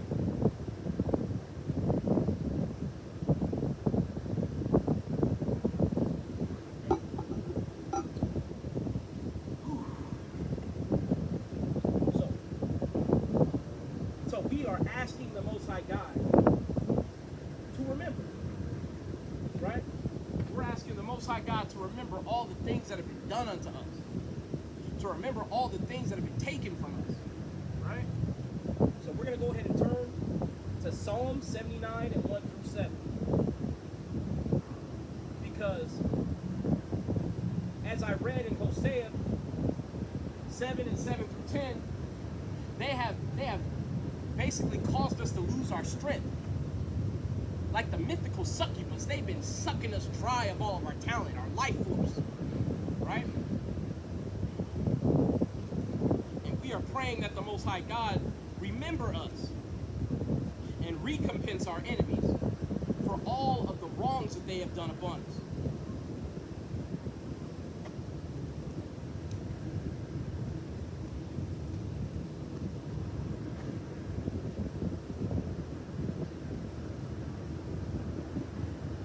This is Psalms, chapter 79 and verse 1. O God, the heathen are coming to thine inheritance. Thy holy temple have they defiled.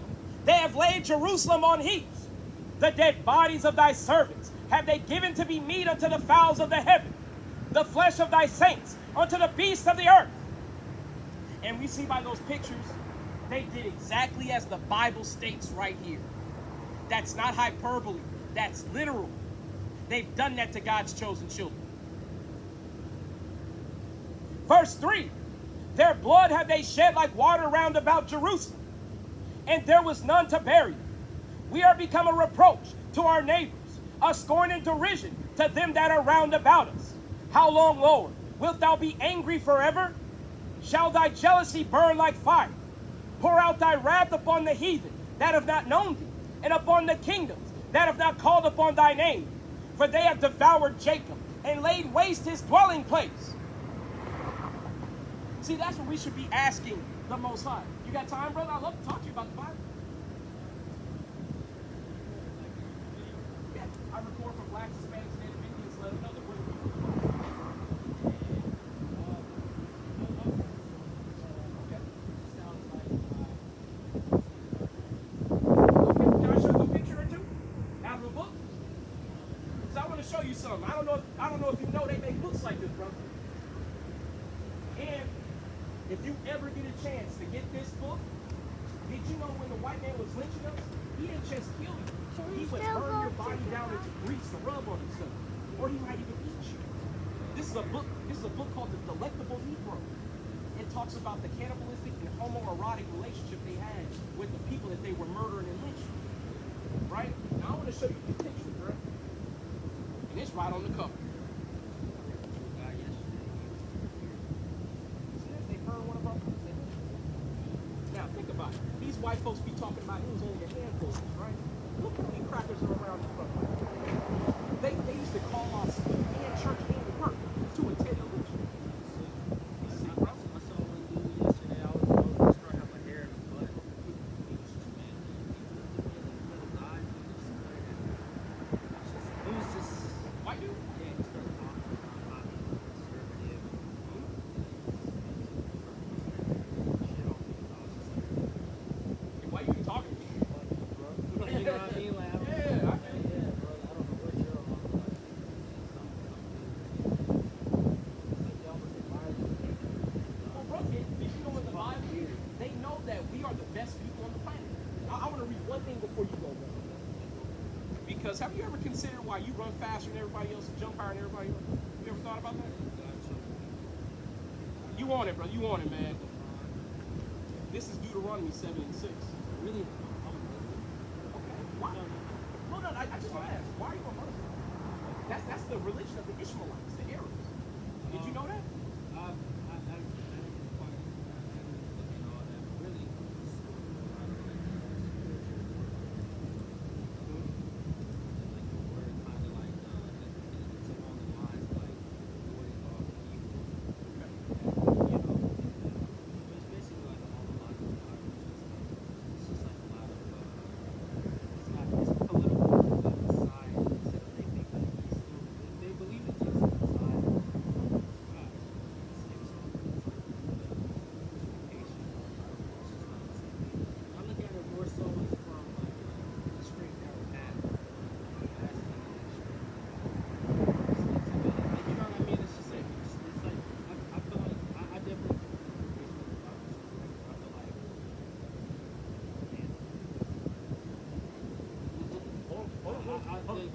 Before you go, I got a book. You know what I mean? No, I know exactly what you mean. I want to dispel that right now. And so when I read that, it just seems like it's been untouched, honestly, and it it's helped me it's helped me be such a clean person. Like I've been so nervous to smoke weed and stuff, and like so quickly like to on a good path. And then How old are you, brother? 26. 26? Yeah. Can I read a couple things to you before you go? Just like 2 or 3? So first, I want to dispel that the Bible was put together by the white people. You know, King James in 1611, he had a group called the Masoretes collect all these ancient texts like the Dead Sea Scrolls, the Textus Receptus, all these the Latin Vulgate, and they took it from Hebrew and Latin and Greek, and they translated it as best they could into the English Bible. Right now, they say King James is a white man. It's King James, brother. It's a black man. Now, I want to read something out this book.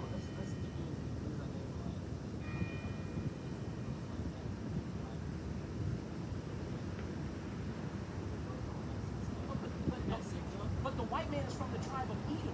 If you read Malachi 1 and 4, the border of wickedness. What is a border, right? A border lets you know how far something goes, whether it's inside or out. It gives you the dimensions of something. Malachi 1 and 4 calls the white man the border of wickedness. So if you want to see how wicked people can be upon the earth, the white man is the perfect candidate because you can see the extent of pedophilia, the extent of bestiality, the extent of land theft, all of them. They're the most wicked people on the planet. The Bible tells you, right? But I want to read this to you because I want to show you. So you know anything about Yeah, a little bit. It's a copy of the Bible. yeah, of course it came after. Well, not only did it come after, the only reason why the Israelites basically did, how do I put this? So, you know that Muhammad was illiterate, right? He was illiterate. He couldn't read. Muhammad was a rich Arab, and he went to the Israelites for knowledge, and he studied under the Israelites. And eventually, he wanted to be a prophet, the final prophet, because you got to remember, it was about 600 years after Yahushua Christ came, right? So, he wanted to be a prophet. And he demanded that the Israelites submit to his religion, which would be Islam. And when we refused, what did he do? He started killing the Israelites in North Africa. Have you ever heard of the Arab conquest of the Maghreb? So is that what's going on in all those mosques? Well, no, I'm talking about ancient history. So, like, I believe in the 900s. All right, it's like 800 or 900s. But the Arab conquest of the Maghreb was in North Africa, where the Muslims went into North Africa and in parts of West Africa. They were forcing Islam on us by threat of death at the sword. That's why you had a group of people called the Berbers, right? And they established the first Islamic state that was not Arab-based. The reason why that was, and who are they called? They're called the Moors. You know who the Moors are, right? Okay. Well, the Moors were ruling in Spain and Italy, but they were also in northern Africa, like Algeria, Morocco, those areas, right? But they were forced to convert to Islam at the threat of death. That's why Muhammad had a black servant. Did you know that?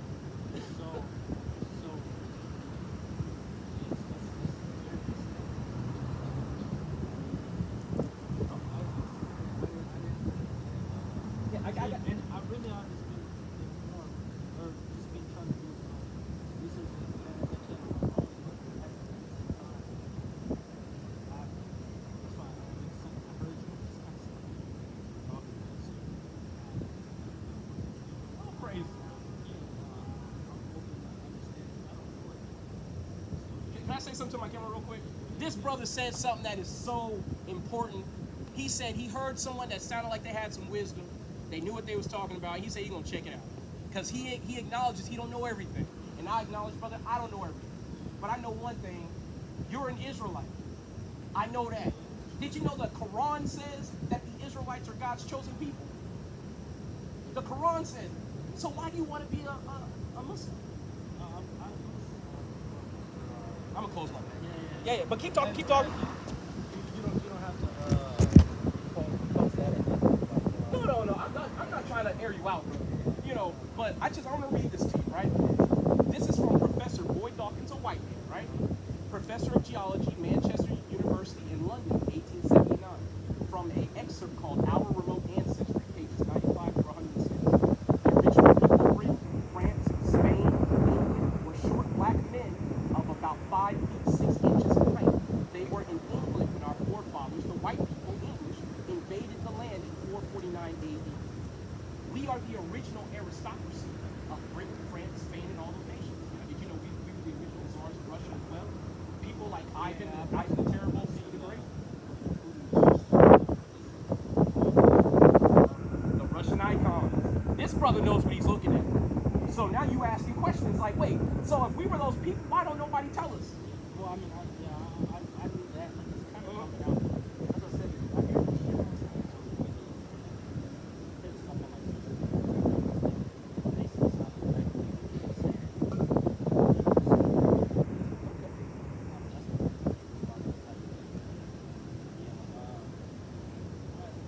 now that you put it this way, you know how I think.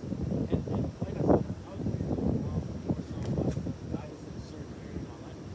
I think that it's like this immediate connection with God, more so than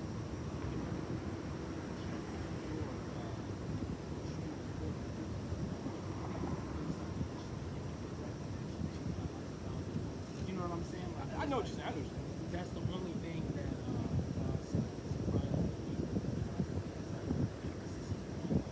From the Most High.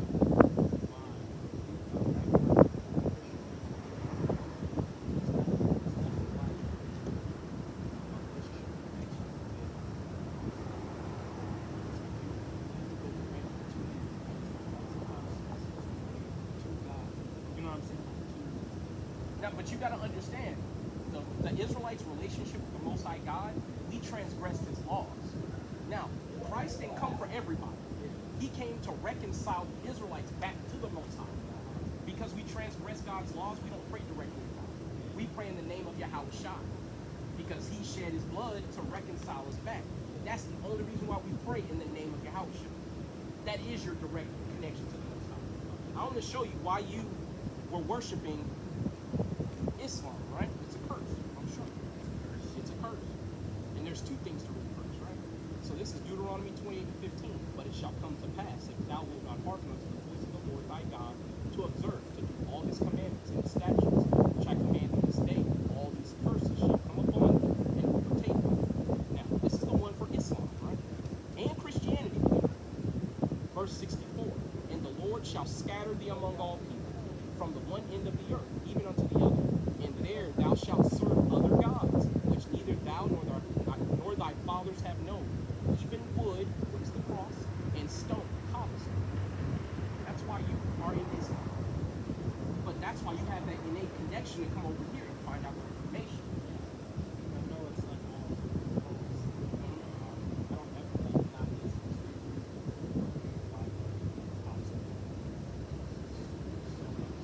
I feel like you know what I mean? Yeah. It's him. Like, you know what I'm saying? It's been passed around so many times. I'm like really trying to get all of it. You know what I mean? Like, But brother, what you want to get is the Bible. Let me show you this one thing. Because I want to show you, if you're learning from anybody else, you're learning the most watered down version of any form of religion. Because did you know God hates all the other nations? That's not Israelites. Did you know that? Let me read it to you. This is 2nd Ezra 6 and 54. After these, Adam also, whom thou madest Lord of all thy creatures, of him come we all, and the people also whom thou hast chosen. All this have I spoken before thee, O Lord, because thou madest the world for our sakes. As for the other people, which also come about him, thou hast said that they are nothing, but be like unto spittle. Now you got to remember, Islam is from the Arab man. If God doesn't think of them as anything but spit, why are you going to go learn from them? I need to know that. It's food for thought, brother. It's food for thought. That's what I'm saying. Oh no, this is the second answer, brother.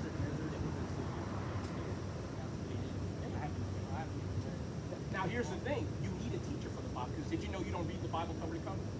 This book is encrypted. You know what encryption is? Well, that's what I'm saying. So that's why I came for information. There's a lot of information that contains something. Somebody cheat or something. You can't like This you know brother's what in I'm the saying? spirit, man. You in the spirit, brother. I'm trying to tell you, like, because there's some things that I get, there's just some things that I don't. No matter how many times I read, like, certain context, Yeah, you just don't get it. Bro, I'm gonna tell you, I used to read the Bible when I was a kid. People thought I was gonna be a pastor. But the thing I could never admit was when I read the Bible, I didn't know what was going on. I would read certain things, I'd be like, yo, who is this person? Why is he doing this? And then over here, something else is happening. Prophecies, and they're talking about animals and multi-headed beasts.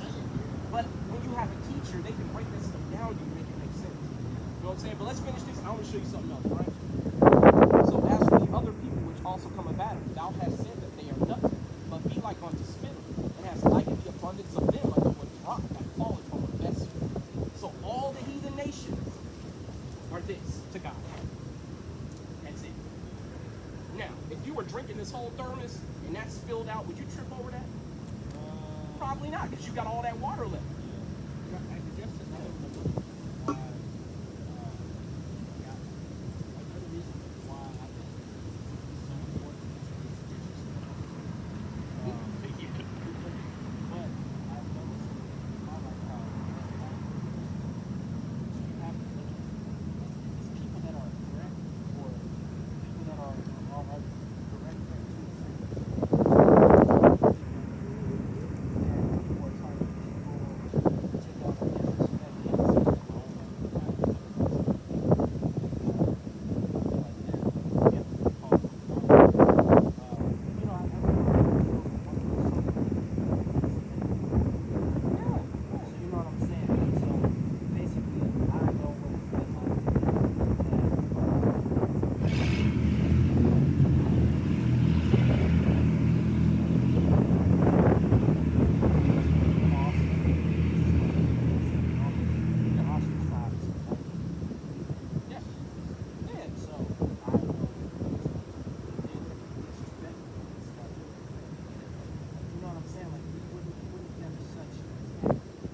If you didn't have something that was right. That's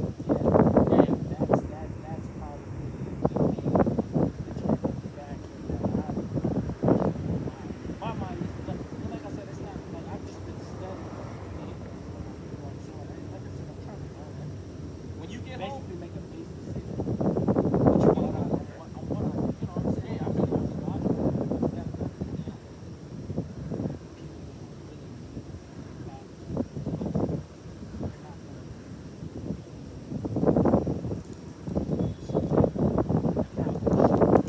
Now, did you know Christ said himself? Well, but let me say this. Christ said that the servant is not greater than his master. So if they hated him, they gonna hate you. Of course, that's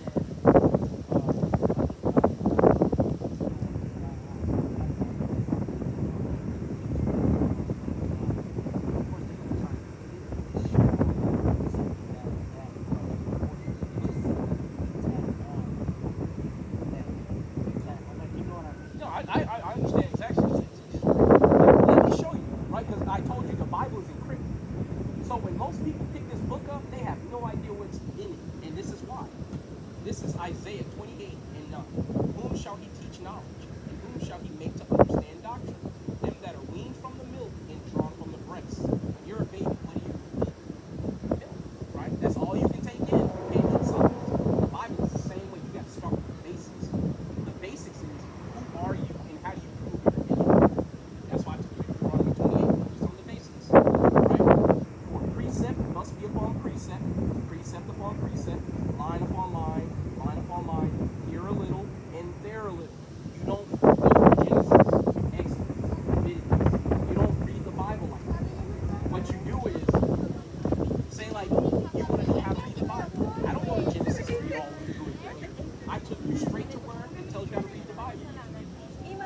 Yeah, but the thing is, you have to study this book and understand how to precept. For instance, and this is something I always expose people to when they're new to the Bible. Did you know the Bible talks about something called regeneration? So, have you ever walked into a room and you said, damn, I've heard sounds before, I've seen it. Yeah, exactly. But when the Bible says there's nothing new under the sun, it's talking about literally, you've been here before. You literally, your spirit, when you die, it returns up to the Father. You receive your judgment for the things done in your body according to the commandments. And then you're destined. You're reborn. Same gender, same race, or same ethnicity. Because if you're an Israelite, you're always born as an Israelite.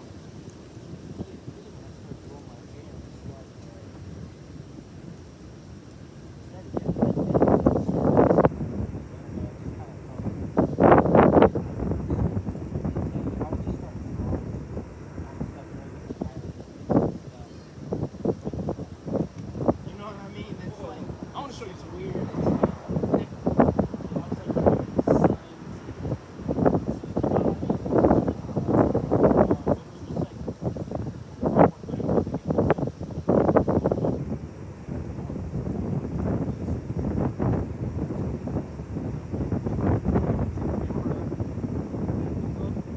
It's cool, but here's the thing. I want to show you because the Bible says we have a zeal for God as Israelites, but not according to knowledge.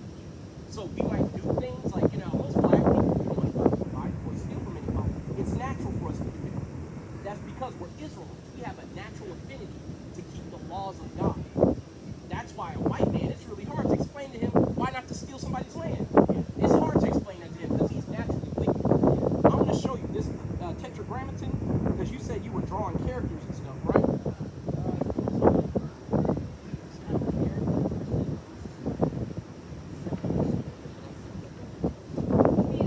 So this language up here at the top, that's the name of God in Paleo Hebrew. That at the bottom is Yiddish. That's what the fake Jews of today speak. It's a mixture of, I believe, Hebrew, German, and Arabic. Right? But this is the language that the authentic Israelites used to speak.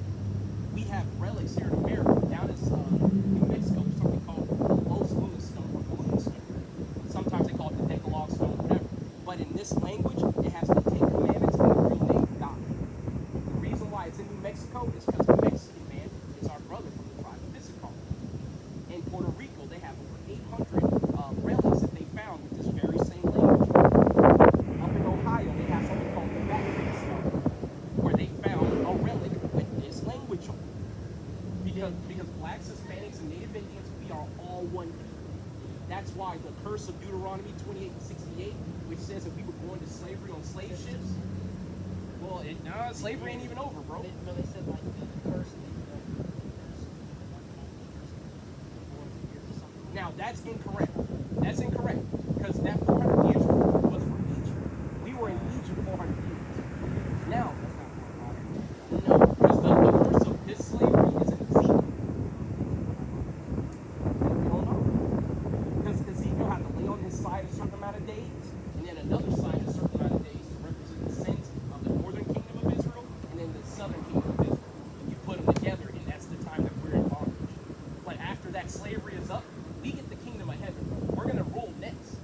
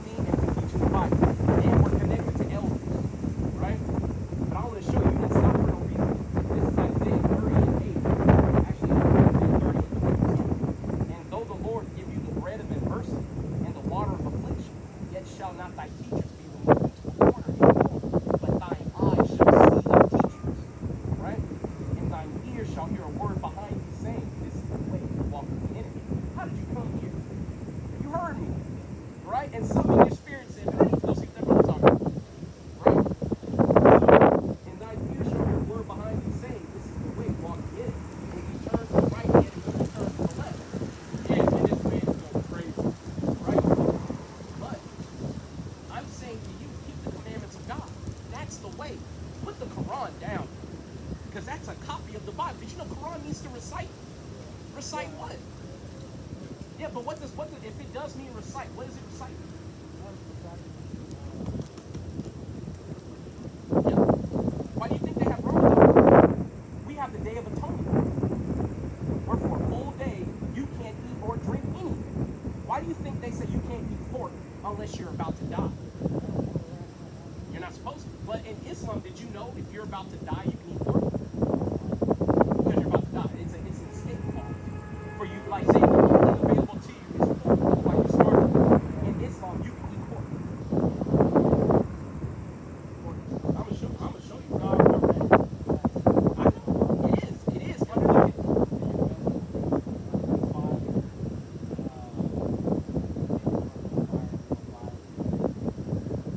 It's good words. Well said. And I guess the only difference between the Quran and this is that God is fighting against it. You gotta know what I'm saying? I don't want to push it on you,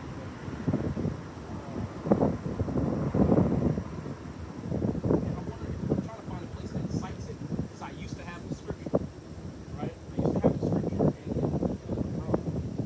actually somebody put it here for us, right?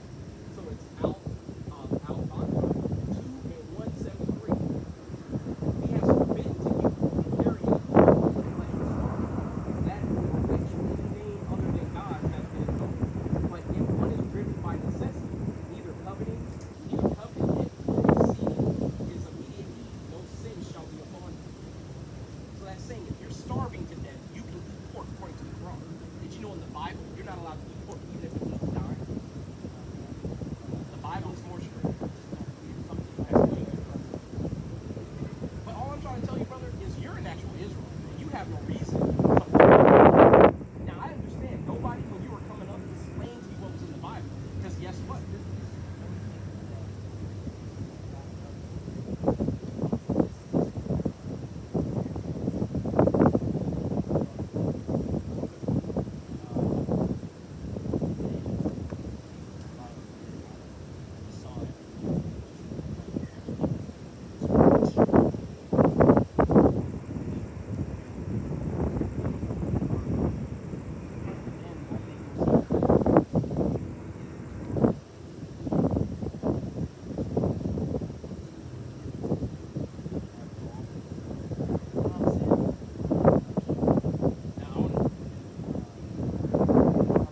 No, I know exactly what you're saying. I want to show you something.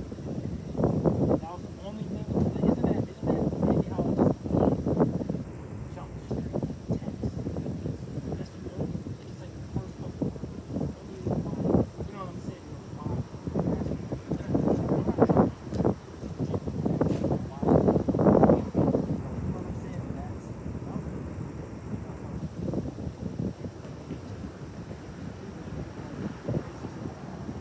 Now, I can tell you what, but can I explain to you what really removed it? Can I explain to you what really removed it?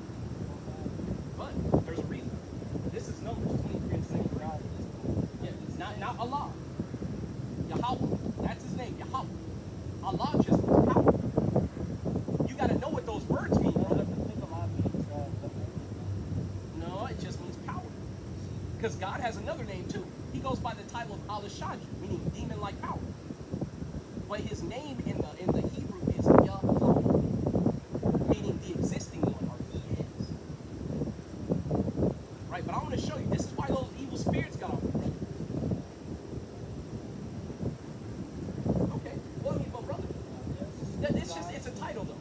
Because when you say God, that's not his name, that's his title. So if do you have any kids? No. Okay, I don't have any kids. But imagine you had a son, right? But imagine you had a son who's 10. And he walks in the room one day and he goes, "Hey, mister, I'm hungry. Hey, mister, I'm thirsty." And instead of calling him, "Hey, dad," he goes, "Hey, mister." Eventually he's gonna go, "Oh, what's wrong with you?" That's how God feels when you call him Allah, God. We don't call God by his just title. We call him Yahweh. In the name of Yahweh Shai, we pray to Yahweh. Right? Now, this is why those spirits came over. This is Numbers 23. Surely there is no enchantment against Jacob. You're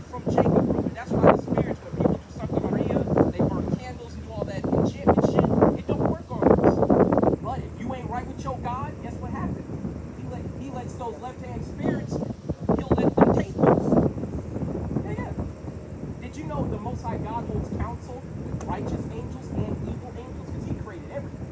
And he proved that. So whenever somebody says anything concerning any belief, say proof. Right? So I'm telling you, God created good and evil. And I'm a proof. Well, of course.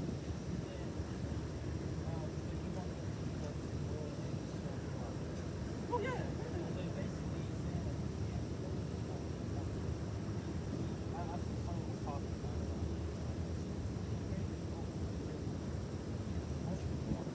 That's right.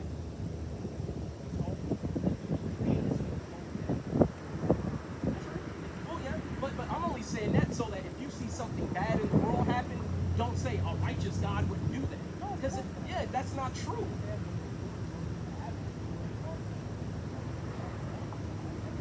But why wouldn't you? I have a question. Why wouldn't you? I'm wrong according to the Most High. That's right. That's all that matters, man. That's all that matters. Get you on the right page. I have to dap you up for that, man. Because a lot of our people don't know that. That's what we just had the entire conversation.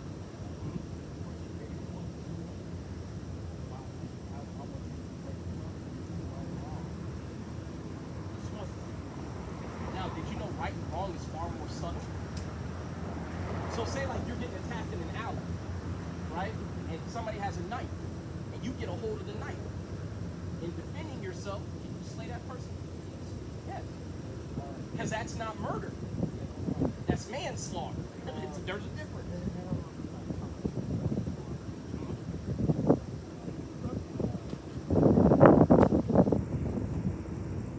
You can defend yourself. Ain't nothing wrong with it. I've been jumped doing this, brother. You best believe I fall like my life depending on it. You best fucking believe it. But the reality is, a lot of Christians, they're castrated by the Bible. But they never read the Bible. See, there's a difference between Israelites and Christians. We read the book and we follow it to the best of our ability. I want to show you one more thing, man. I don't know.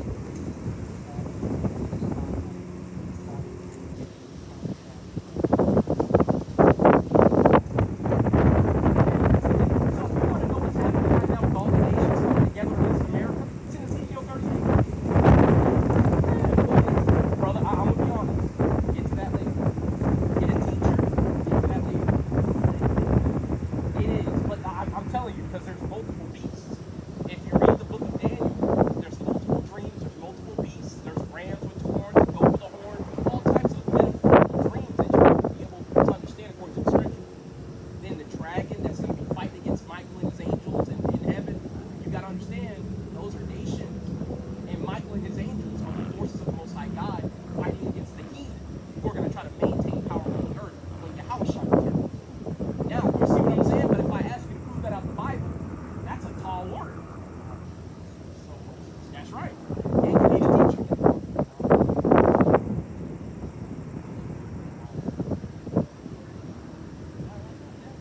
So, you know what I'm saying? I'm glad you stopped, man. 'Cause nobody stopped me, brother. 'Cause I was talking about the white man. I was going in. Nobody wanted to stop, man. Because we got a bunch of coon-ass niggas walking around who don't love their people. Yeah, brother, when I got jumped by 3 crackers, I had black niggas over there standing over there just watching. Good thing I won the fight. And they said I had a weapon in the cops came to control and they got arrested. The Most High God made my enemies be at peace. Because when have you ever known a black man beat up white people? Cops draw guns and that black man walks away unscathed. It never happens. But the Most High God can make that happen, though.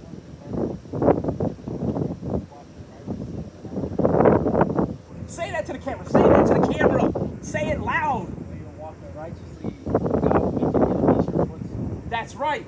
He makes your enemies to be at peace with you. Brother, read the Bible, man. Hey, man, my name is Hayael, brother. Yeah, nice to meet you. What's your name, brother? Taj. Okay. Hey, man. All praises, brother. Yeah. I'm actually going to sign off, brother. So if you want to stick around for that, we can chop it a little bit more. Or if you got to go. Okay. I'll spend an extra 15 to talk to you, man. Because I want to go over some of these books with you, man.